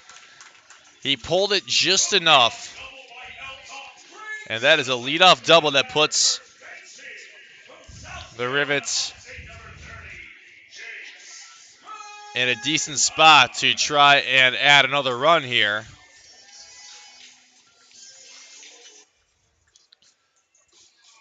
As Eltoft already at second.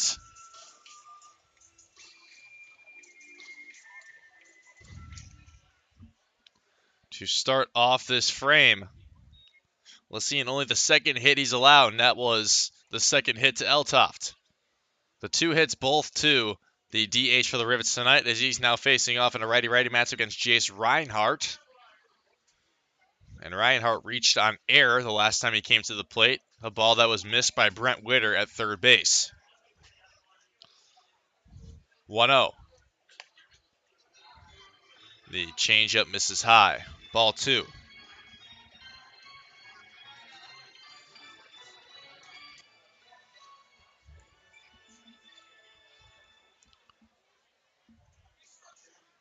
Between Lycean and Reinhardt.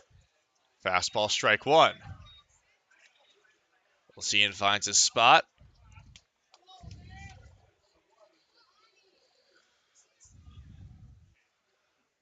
And he's able to get a strike in there. 2-1, misses low in the dirt, gets away from Blackwell. Heading to third is Reinhardt. He will be held up there.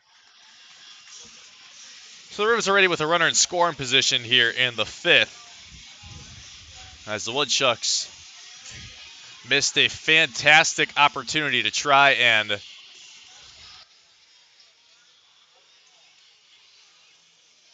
get on the board for a second time in the game. Left bases loaded, stranded. Brigham just missed a grand slam by probably 10 feet. As this is a ball that's skied into left field. Mike Adair's running up for it, and he will make the grab. Tagging up or not tagging up is Eltoft. That's probably a wise decision, as Adair was definitely going to make the throw in time based off where that ball was caught by Adair. And Reinhardt retired for the first time in the game, as that brings up Khalil Walker. He's 1 for 2, popped out his last at-bat to Donahoe at second base. And he pops foul, the first pitch he sees on the off-speed by Lycian.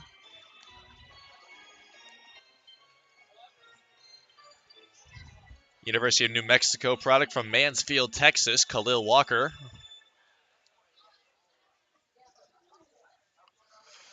Who has the furthest,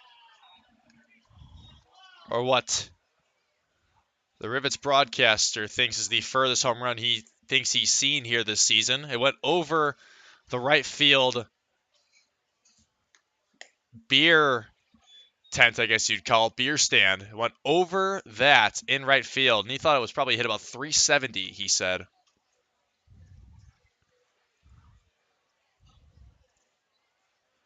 So 1-2 to Walker is taken high and inside on a fastball.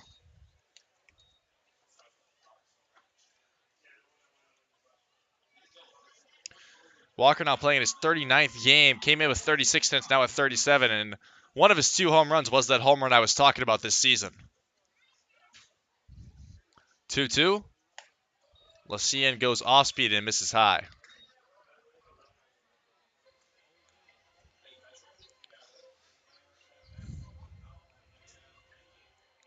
.28 RBIs on the season for Khalil Walker. He had his 29th as he swings at the 3-2 and misses. That is a 4th strikeout for Lycian,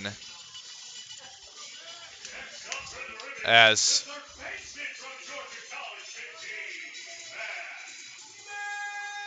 Lycian is looking to leave Eltoft stranded at third, as Matt Mebben is up for the 3rd time.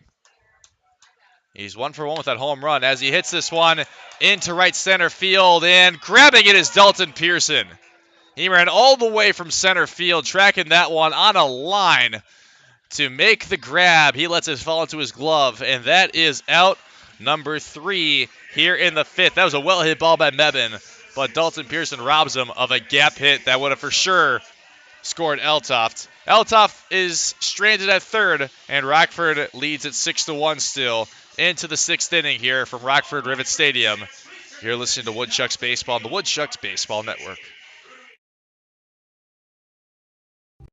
I'm so glad you and Jack are home. His birthday was supposed to be today, right, Mom? That's right. He wanted to meet me 8 weeks early. He sure gave us a scare, didn't he? Yeah, but he's so perfect. It's just you and me, Jack. Can I take him to show and tell? We'll see.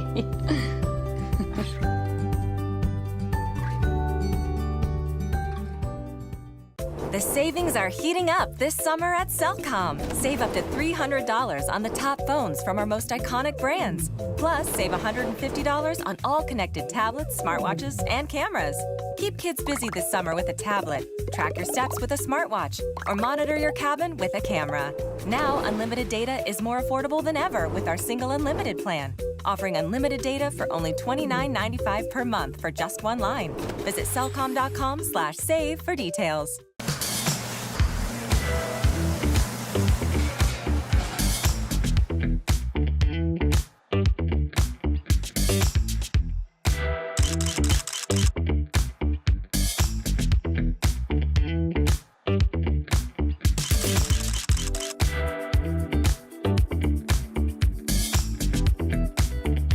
Don't miss out on any of the great food at Athletic Park. For tickets, call 715-845-5055.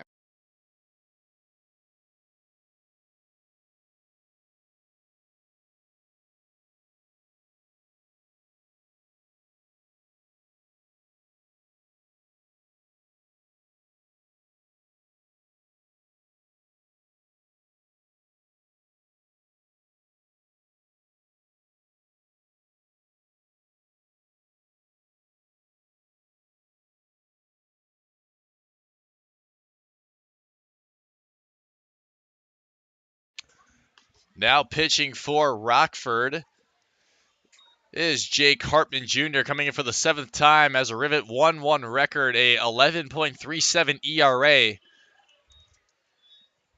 He's a product of Carthage College in Kenosha, Wisconsin. As he's first facing off against Mike Adair to lead off the 6th here, the left fielder, the Dayton Flyer, as he goes curveball high, does the right-hander. Jake Hartman Jr. 6 1/3 innings pitched, allowed 6 hits, 8 runs all earned, has walked 13 and struck out 9. Has a whip of 3 flat, an opposing batting average of 250 as Adair hits one into right field on a push, and it is caught by Connor Allen. That's out number 1 here in the 6th. So Adair is now 0 for 2 with that reach on hit by pitch. As now it'll be Mike McGinnis coming to the plate. He's 0 for 1. Reached on a walk in his first at-bat against Volmert. He still just got this parachuter flying around. Just kind of doing his thing. Looks like that it might be a motored parachute or something.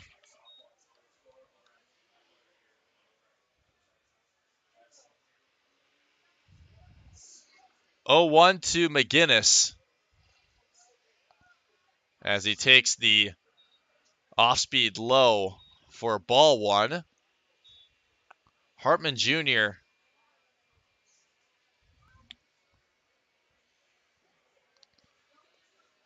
Seventh appearance, like mentioned, for the Rivets. He's from Crystal Lake, Illinois. As McGinnis hits this one into right field, and Connor Allen is watching it. That's back-to-back flyouts to the right fielder. 2 up, 2 down here.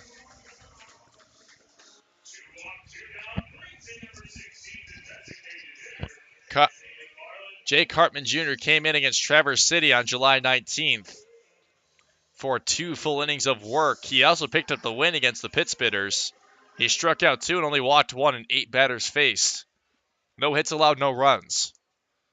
He's looking to go 1-2-3 against Anthony McFarland,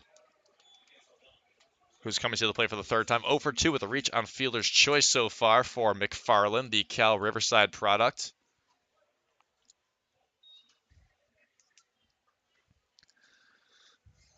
Oh, 1.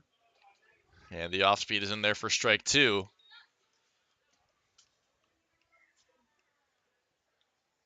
McFarland looking to keep the inning alive for the Woodchucks.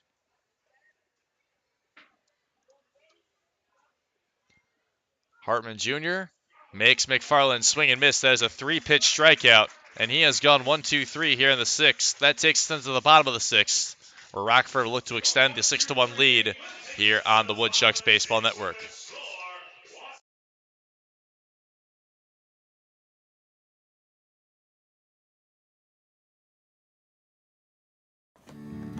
Ooh, that's gotta hurt. Oh, good to have you back on your game. Yeah, well, I only got cancer so that you could tell people that, you shaved your head for solidarity and not because you're going bald. Right. And I got a minivan to make your little moped look cool. Okay. Well, couldn't have gotten through without you. Love you, bro. I'm glad you're sticking around. Oh, that means so much coming from Mom and Dad's second favorite. Whatever. Over 600,000 Americans are projected to die of cancer this year. 250,000 will likely battle muscular dystrophy. 5,000 may be diagnosed with ALS. But one person can become the difference. All it takes is you to help researchers improve the health of Wisconsinites. by participating in the All of Us research program. Join today to feel the power of one.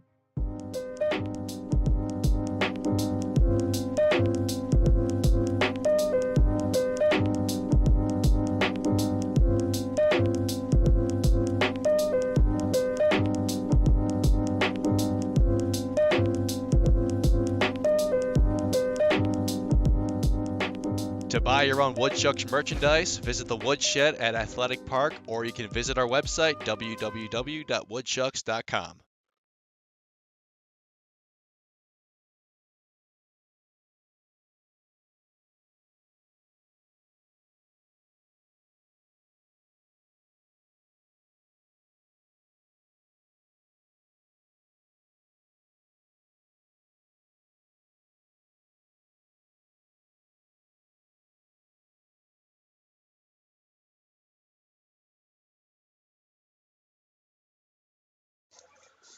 Richie Lucian goes in for his best outing of the season. He goes 4 full innings, only allowing 2 hits, 4 strikeouts, only walking 2 and only allowing 1 run. As coming into the game is the Towson Tiger for the 15th time this season. Andalo Santangelo, the native of Telluride, Colorado, comes with a 3-1 record. His most recent win coming in his last appearance that came against the Battle Creek Battlejacks, where the Woodchucks won 8-3 on Wednesday night.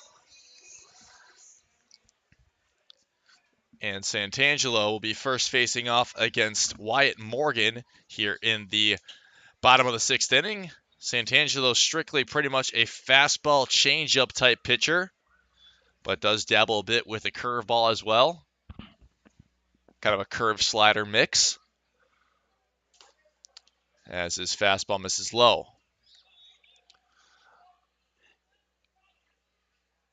Santangelo also has 1 save on the season, a 7.71 ERA, 2 flat whip in 14 full innings of work, has struck out 13, allowed 18 hits, 14 runs, 12 earned, has walked 10, has an opposing batting average of .310. And he's already down 3-0 in the mind of a pitcher to Wyatt Morgan. And that is a 4-pitch walk to Morgan. He's the leadoff man aboard here, as Morgan had a chance to maybe rush down the first base line. That ball got away from Ryan Blackwell all the way to the backstop. Santangelo this season. And he's now facing off against Kello.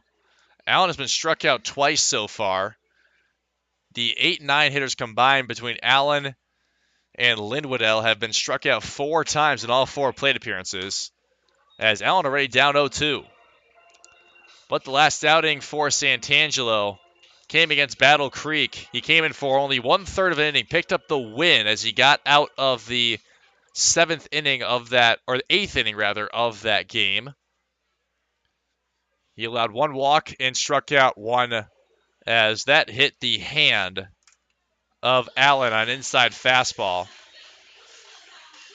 And that's now a walk and a hit by pitch allowed by Santangelo.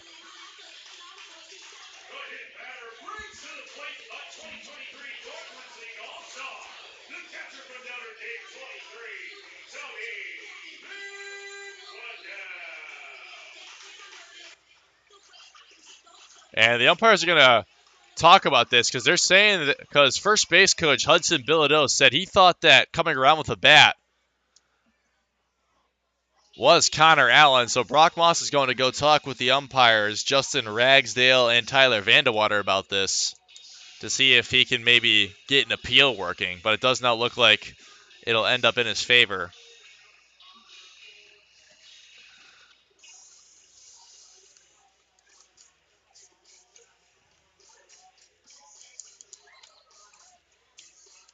As already with runners on first and second are the Rivets here in the bottom of the 6th. They're looking to extend this 6-1 lead.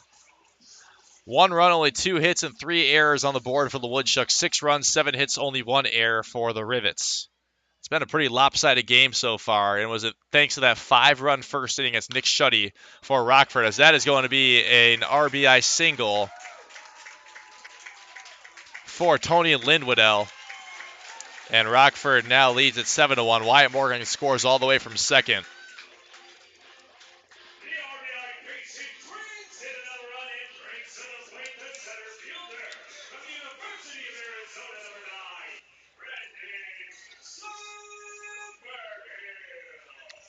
So Lynn Waddell picks up his first hit of the game.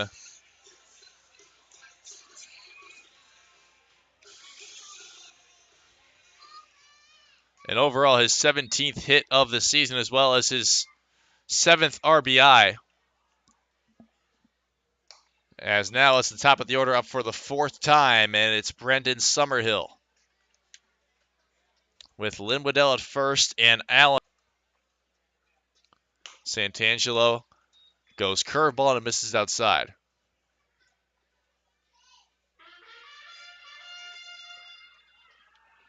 Now the 15th run of the season allowed by Santangelo, as well as the 19th hit in 15 appearances.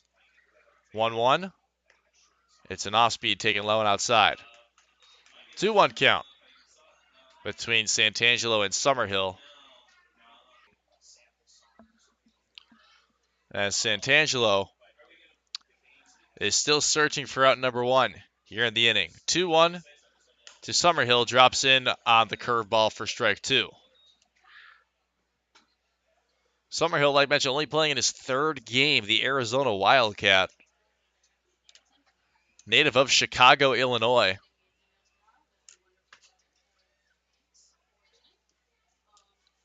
Santangelo 2-2. The changeup drops low.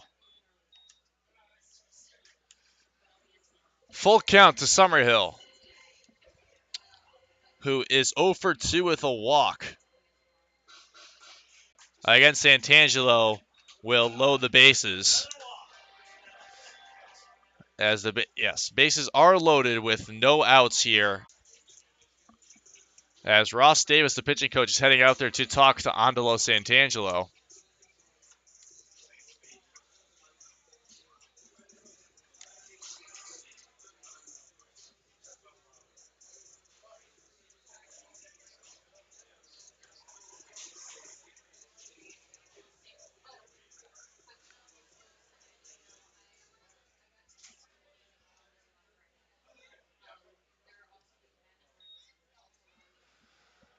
So now with Summerhill at first, it'll be David Bishop coming to the plate with bases loaded and a chance to really set this game apart for the Rivets. The Rivets, who came into last night on a 4-game win streak, lost their first game since Friday.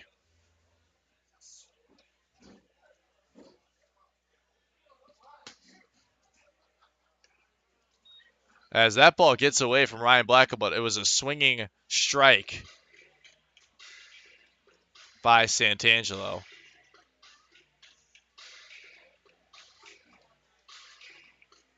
Or since Saturday, rather. First loss since Saturday for Rockford.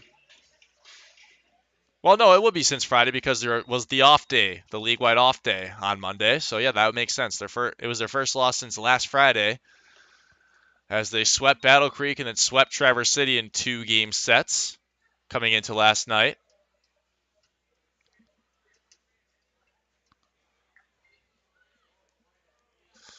The Woodchucks, who have won a couple in a row, are in jeopardy of losing another game, as now the count is... Oh, they're saying that Bishop came around on the breaking ball there. So strike 2 to David Bishop, the shortstop from TCU. With bases loaded still, Santangelo is looking for out number 1. David Bishop fouls it off. Santangelo went off speed again. Bishop 1 for 3 in the game, singled in the first, one of the 5 hits that the Rivets had in that inning. He's now a part of the 20-hit club in just 14 games played. 2-2. Off speed, misses low and outside. 20 hits and only 14 games played is pretty impressive.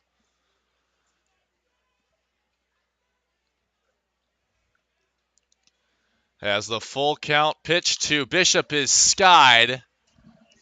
Brent Witter's going to track it in foul territory, and he will make the grab. Every runner stays where they are, as fouling out is David Bishop for out number 1 here in the 6th.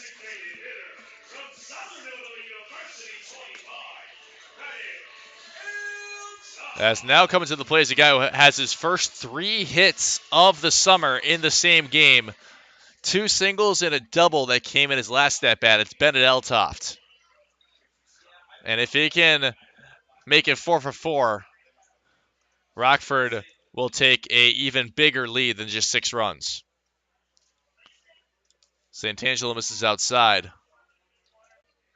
1-1. The off-speed misses low. And if my eyes don't deceive me, that's Nate Nabholz warming up. Very interesting. Nate Nabholz looks like he's getting his right arm loose. Eltoft hits one deep into center field. Dalton Pearson is going to catch it. And coming in to score from third on a tag up is going to be Connor Allen. And Rockford leads it 8-1. RBI sac fly for Bennett Eltoft. And he stays 3 for 3, but adds an RBI. A second RBI to his very good game.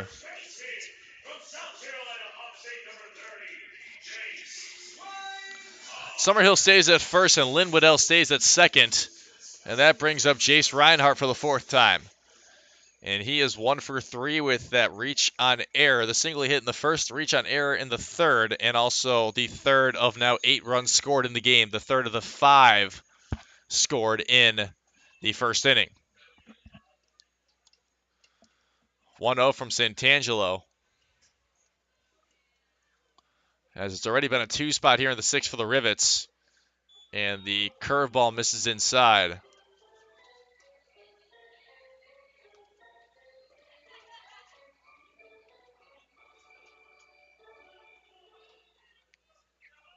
Santangelo 1-1. It's on the ground, and it goes to Funkhauser at shortstop. He makes a quick trigger on it, getting the put out at second base of Summerhill on the 6-4. And because of the force out, that'll do it for the inning. It's a fielder's choice for Reinhardt. That ends it. Rockford adds another 2, and it is 8-1 into the latter part of the game here from Rockford Rivets Stadium. You're listening to Woodchucks Baseball, the Woodchucks Baseball Network.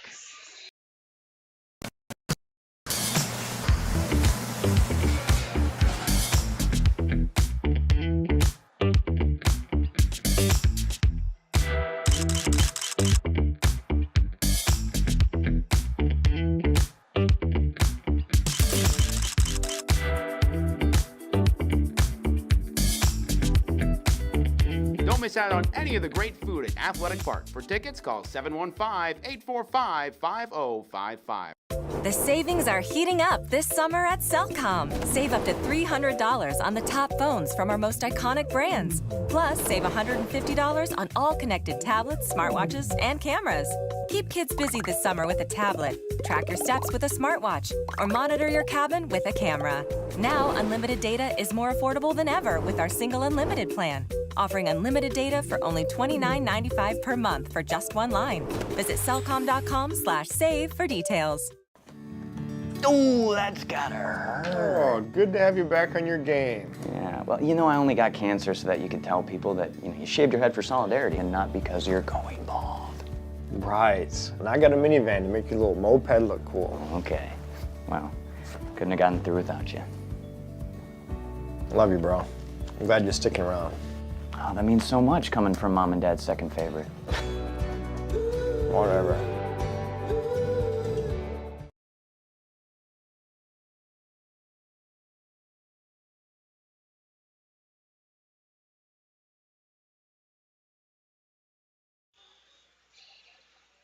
Top of the 7th inning here, as it's Ryan Blackwell leading it off for the Woodchucks.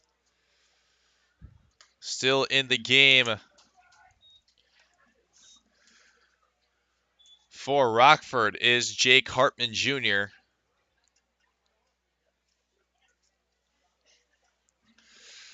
And Blackwell takes strike 2 low in the zone. It's now 0-2.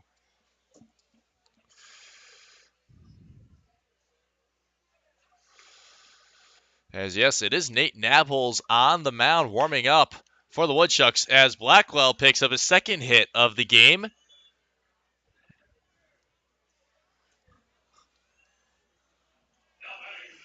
And he is on with his second single. Hit number 5 of the season for Blackwell, and only the third hit total of the game for the Woodchucks.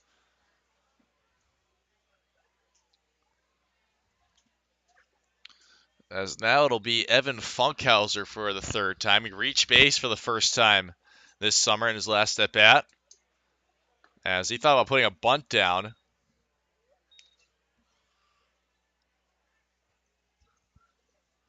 Last time these two were up, they both got on and then would be stranded on the base path. A part of the bases loaded left stranded in the fifth inning rather for the Woodchucks as Funkhauser fouls off the 1-0. Dalton Pearson at the top of the order is on deck. Funkhauser, the soon-to-be Lindenwood product. It's an appropriate thing to once again read his college stats from this past year as Ryan Blackwell just got picked off on the base path. He was trying to get a big lead heading to second, and instead he is thrown out on the base path. That's out number 1.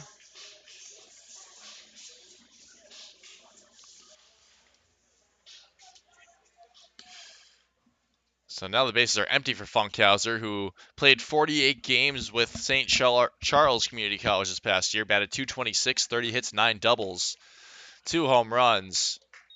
As Hartman Jr. goes curveball that hits the top of the zone for strike 2. 22 RBIs, 26 walks, 28 runs scored, and swiped 24 bags. 1-2. It's taken outside and low on the off-speed pitch.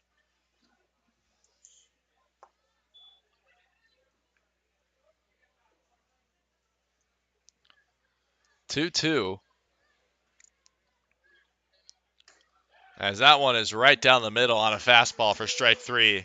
And just like that, that is 2 outs here after the pickoff of Blackwell. Second strikeout for Hartman Jr. of the outing. And now the Woodchucks are going through the order for the 4th time. It's Dalton Pearson. The Northwoods, one of the 5 Northwoods League All-Stars on this Woodchucks team. It's Pearson, Donahoe, Nabholz, Cole Henschel, and Colin Brigham, who are all All-Stars, representing the Woodchucks on Tuesday night in Traverse City between the Great Lakes East and Great Lakes West. They'll be seeing some of these Rockford guys again on the opposite side. Guys like Braden Duhan and Tony Lindwedell. As Pearson takes the 1-0 fastball for strike 1 from Hartman Jr. Pearson was struck out in his last at-bat. That was the 5th of 5 strikeouts for Nick Volmert. And the 1-1 is hit on the ground to David Bishop at shortstop, and the 6-3 is in time. That's a 1-2-3 inning. Well, not technically a 1-2-3. Only facing off against 3 batters is Hartman Jr. Led the single to Blackwell, but he was thrown out on the base path. And it's time to stretch it out here at Rockford Rivets Stadium. It's 8-1 Rockford into the bottom of the 7th. You're listening to Woodchucks Baseball on the Woodchucks Baseball Network. Over 600,000 Americans are projected to die of cancer this year. 250,000 will likely battle muscular dystrophy. 5,000 may be diagnosed with ALS. But one person can become the difference. All it takes is you to help researchers improve the health of Wisconsinites by participating in the All of Us research program. Join today to feel the power of one.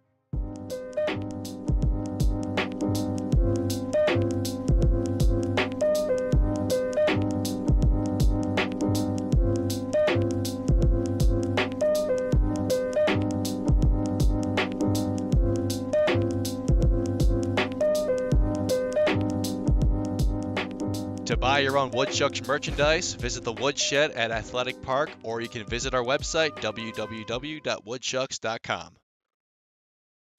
I'm so glad you and Jack Jack are home. His birthday was supposed to be today, right, Mom? That's right. He wanted to meet me 8 weeks early. He sure gave us a scare, didn't he? Yeah, but he's so perfect. It's just you and me, Jack Jack. Can I take him to show and tell? We'll see.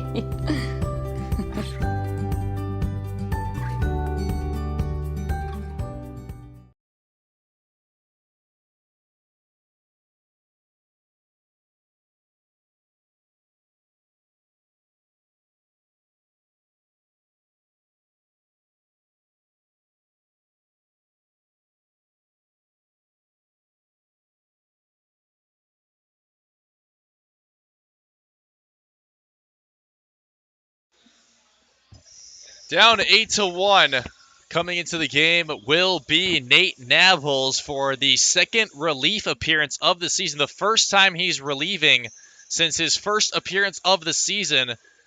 Since then, he made 7 starts, and he's coming in for the 9th time overall. He has a 3-1 record, a 3.3 earned run average, a 1.05 walks and hits per innings pitch rate, 43 2/3 innings pitched, has struck out 37, allowed 39 hits, 19 runs, 16 earned, 7 walks only, and has an opposing batting average of 245. He makes hitters hit his balls because he is a great strike thrower. He has great command with his fastball, as there is a fastball for strike one right down the middle. And his first batter he's facing off against is Khalil Walker. More than likely the last time we'll see Nabholz pitching for the Woodchucks this season. But he will be representing Wausau as an all-star in Traverse City on Tuesday night in the All-Star game. Last time he started was on Sunday against Green Bay. The game the Wausau Woodchucks lost 11-10, getting walked off in the 9th. As staying alive at 0-2 is Khalil Walker. Bottom of the 7th inning here. More than likely, Rockford only batting 2 more times. Nabholz hoping to be the last pitcher of the game for the Woodchucks. He's now the 4th the Woodchucks are using. As Walker stays alive at the 0-2 once again. Nabholz going to the changeup.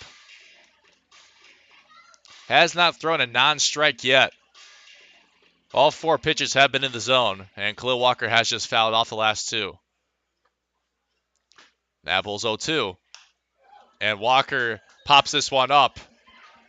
Funkhauser lost it, and between Adair and Funkhauser, neither of them could see the ball as it was popped up. They both lost it. And it's just been one of those games for Wausau. It's going to go down as a double for Khalil Walker, even though it should have been a routine pop-out.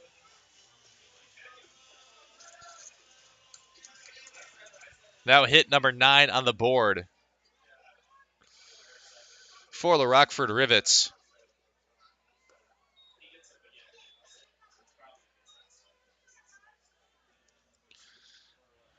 As Nabholz facing off against Matt Mebane. And Mebane is 1 for 2. Fastball, strike 1, 1-1 count to Mebane. He hit the home run, the 2-run home run, his 3rd of the season in the 1st. He's South Georgia State College product, now in his 2nd summer with the Rockford Rivets. As he takes inside on the breaking ball. Really nice guy to talk to, in fact. I had a conversation with him for a little bit yesterday. Just kind of freely walks around at Rivets Stadium here and talks to pretty much everyone. Very friendly guy, Matt Mebane.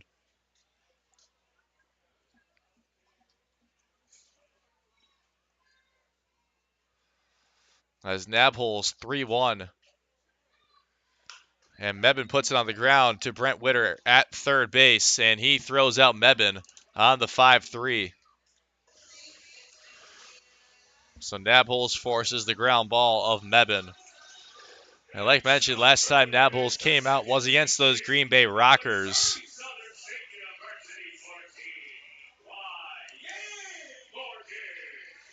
The Rockers got on top early. As I said earlier, it was 8-3. The Woodchucks. I'm sorry, it was 8-5 that Wausau had a lead of after the 6-run fourth inning. As this one is skied into shallow right field by Wyatt Morgan, and that one dropped as well.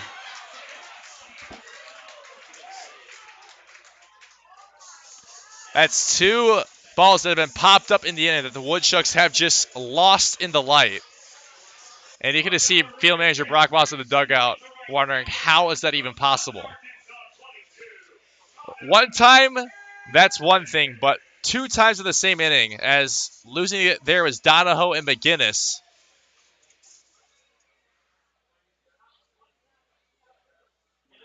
That is just exactly how this game is going. That's 2 hits in this inning allowed to Nabholz that should have been routine pop-ups, and the inning should already be over.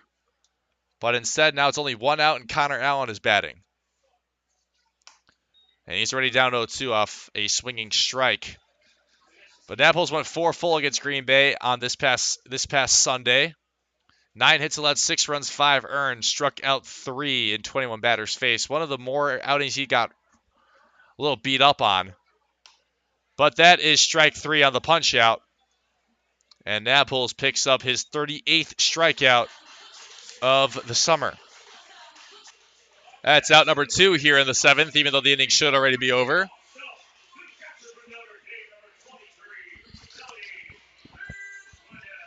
As now coming up is Tony Linwoodell, looking to keep the inning alive for the Rockford Rivets, who have runners at first and second.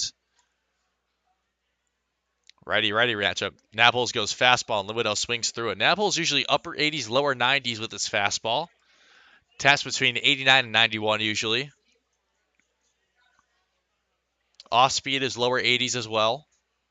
And then his curveball, usually in the upper 70s. 0-1. There was the off speed.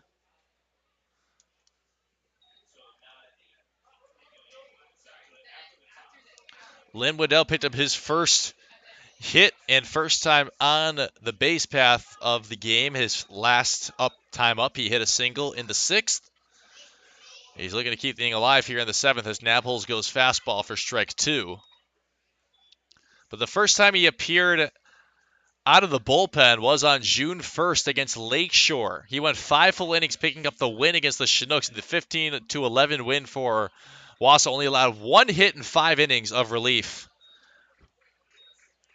Struck out 7 and only walked 1. And those 7 strikeouts was a season high, which he then tied again June 13th in a losing effort, not for him, but for the Woodchucks against the Green Bay Rockers.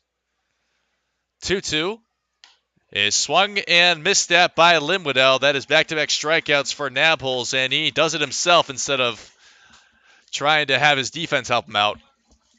He gets out of the 7th, and Rockford leads at 8-1 heading into the 8th here from Rockford Rivets Stadium. I'm so glad you and Jack are home. His birthday was supposed to be today, right, Mom? That's right. He wanted to meet me 8 weeks early. He sure gave us a scare, didn't he? Yeah, but he's so perfect. It's just you and me, Jack. Can I take him to show and tell? We'll see.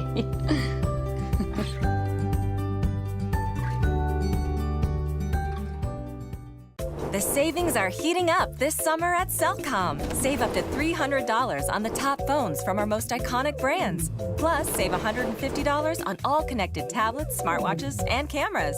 Keep kids busy this summer with a tablet, track your steps with a smartwatch, or monitor your cabin with a camera. Now, unlimited data is more affordable than ever with our single unlimited plan. Offering unlimited data for only $29.95 per month for just 1 line. Visit cellcom.com/save for details.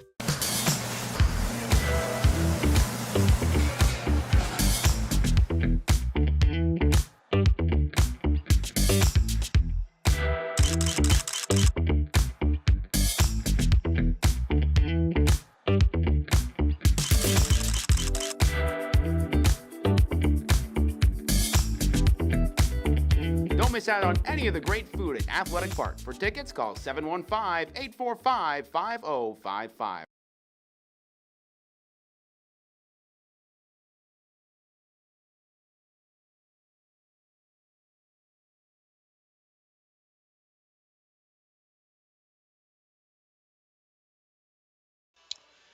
Jesse Donahoe will lead off the top of the 8th inning for Wausau,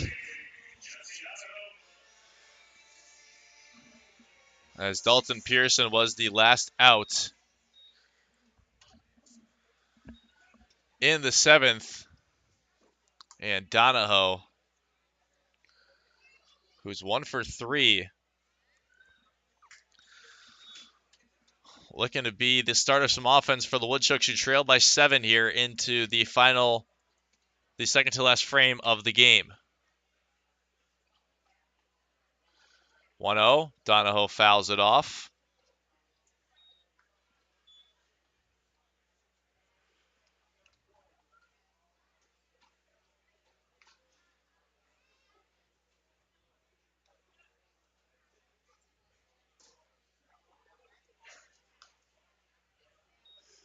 And the count is 1-1 between Jake Hartman Jr., who's up there for a 3rd inning against Jesse Donahoe. Curveball drops outside. And that is ball 2. Woodchucks still only have 3 hits, and 2 of them are to Ryan Blackwell. The other one is to this guy right here, Jesse Donahoe, who singled back in the 3rd. And he swings through the 2-1, now 2-2.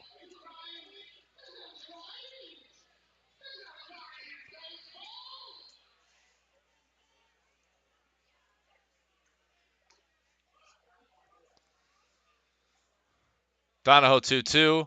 It drops outside on the breaking ball from Hartman Jr., the Carthage College product.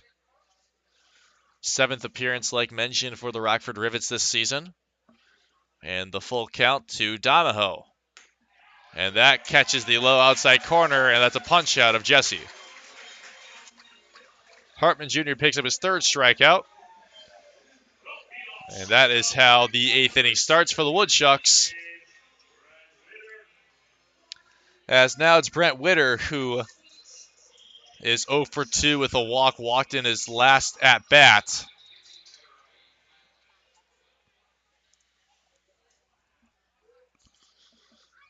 And he puts a bunt down the 3rd base line. It's going to stay fair, and Matt Mebben makes the play in time to Jace Reinhardt. That was a fantastic play by Matt Mebben. All you can really do there is tip your cap. He read that perfectly off the bat of Brent Witter, as Brent Witter is very good at beating out bunt singles. Did it yesterday once, but Mebben makes the play in time. And that is out number 2 here in the top of the 8th. As now it's Colin Brigham, who had a chance to put the Woodchucks right back into the game with a swing of the bat and missed a grand slam by maybe 10 feet in his last plate appearance before grounding into a fielder's choice that put up Brent Witter for out number 3 in the 5th. And Brigham is now 0 for 3 instead of a swing of the bat that would have made the game at the time a 1-run lead for Rockford. Now here we are as Rockford's up 7. Brigham takes the 1-0 in the upper half of the strike zone for strike 1. As there's a pitcher warming up in the bullpen for the Woodchucks. Can't tell who it is.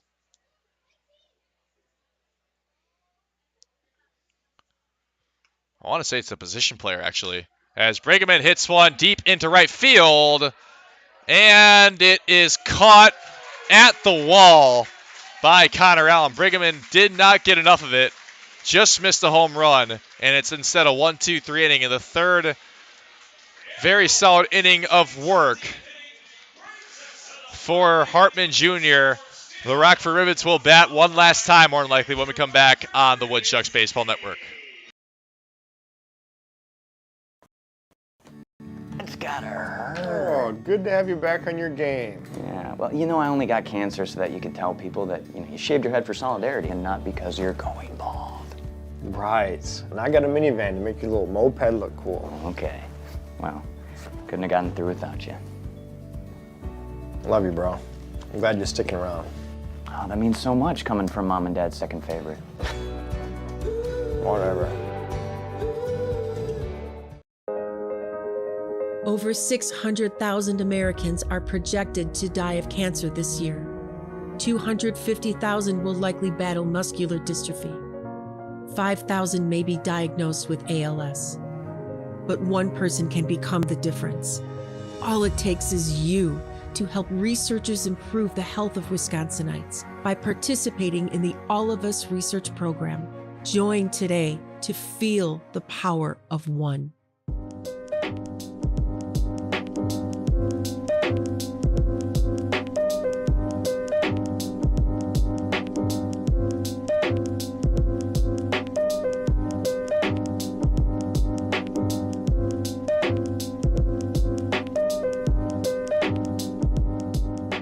To buy your own Woodchucks merchandise, visit the Woodshed at Athletic Park, or you can visit our website, www.woodchucks.com.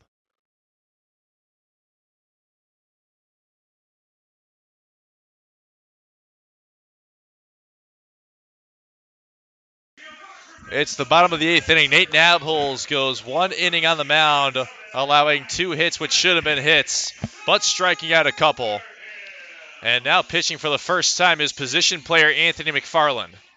And it's gotten to that point in the game where the Woodchucks just need someone to get them through the bottom of the 8th, as McFarland is making his first appearance on the mound. That is a fly ball on the first pitch seen by Summerhill into center field. McFarland maybe threw that in there at 60 miles an hour at most. So I don't even know what to call that, if it's a fastball or a changeup or whatever. But he forced a fly out from Summerhill in the first pitch he throws, so he forces it out, which as a pitcher, that's what you want to do. So now coming to the plate is David Bishop, as McFarland throws a swinging strike on a fastball. He did not pitch at all this past year at UC Riverside. And that pitch misses outside and low from McFarland.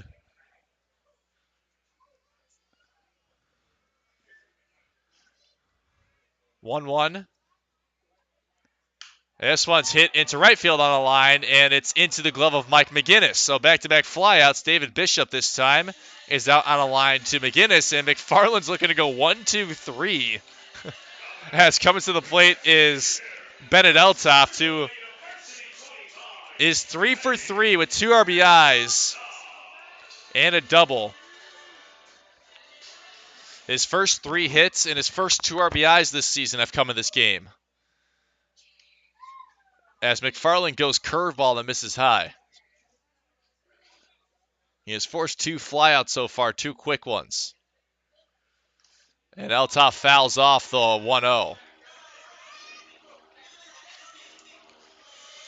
McFarland has a chance to go 1-2-3 here.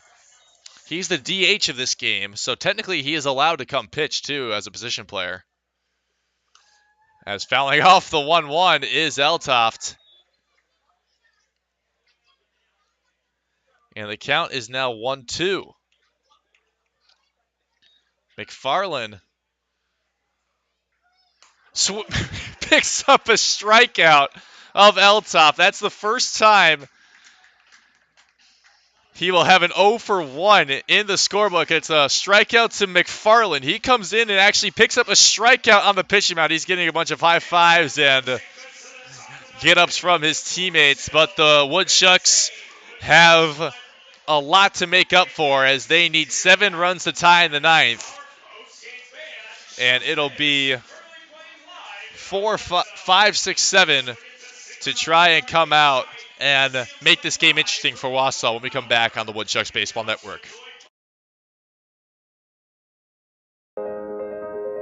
Over 600,000 Americans are projected to die of cancer this year. 250,000 will likely battle muscular dystrophy. 5,000 may be diagnosed with ALS. But one person can become the difference. All it takes is you to help researchers improve the health of Wisconsinites by participating in the All of Us research program. Join today to feel the power of one.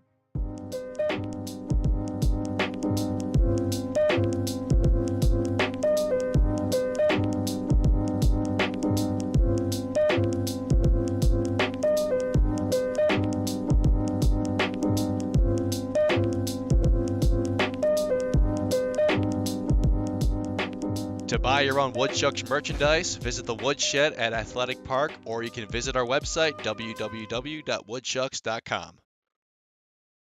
I'm so glad you and Jack are home. His birthday was supposed to be today, right, Mom? That's right. He wanted to meet me 8 weeks early. He sure gave us a scare, didn't he? Yeah, but he's so perfect. It's just you and me, Jack. Can I take him to show and tell? We'll see.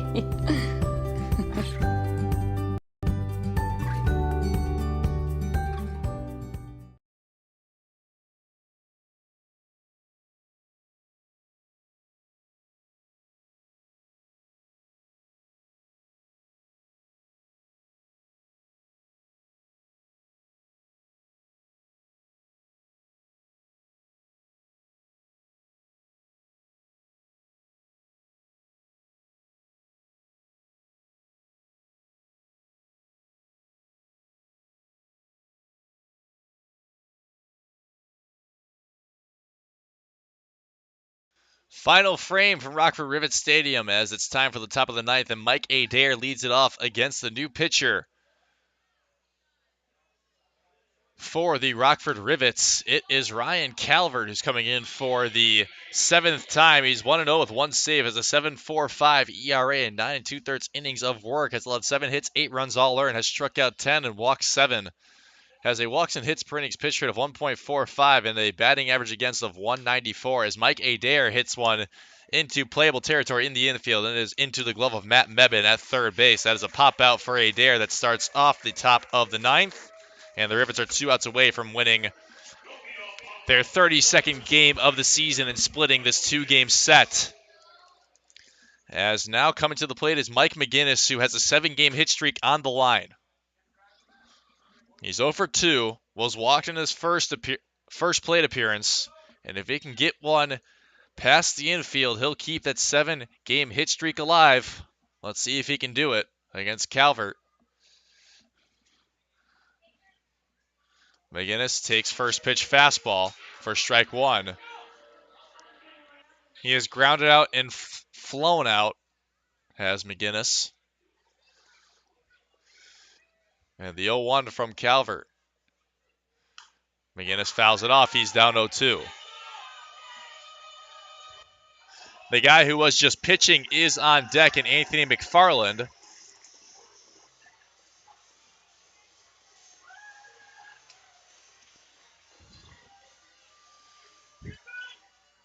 This game moving by a lot quicker than yesterday's did, I will say. 0-2 to McGinnis, and it drops low on the off-speed pitch change-up from Calvert. The Cumberland University product by way of North Ridgeville, Ohio. If I'm not mistaken, Cumberland University is in Ohio too. As McGinnis takes a little outside on the changeup by Calvert. So now 2-2 to Mike. Like mentioned, 7-game hit streak on the line. 2-2 from Calvert. And McGinnis puts one on the ground. And it is to Jace Reinhardt at first base. And he'll do the work himself. McGinnis is down on a ground out. And his 7-game hit streak is over. Unless he miraculously comes up to bat again in the 9th somehow. But that means that Anthony McFarland would have to keep the game going. And then every other batter until Mike McGinnis would have to keep the game going too. Actually, at that point, Wausau would probably make it pretty interesting. But that is a extreme hypothetical that probably will not happen as McFarland fouls off the first pitch he sees from Calvert.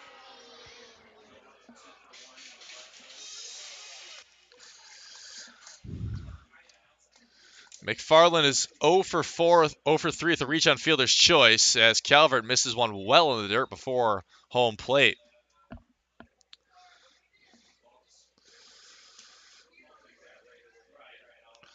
One.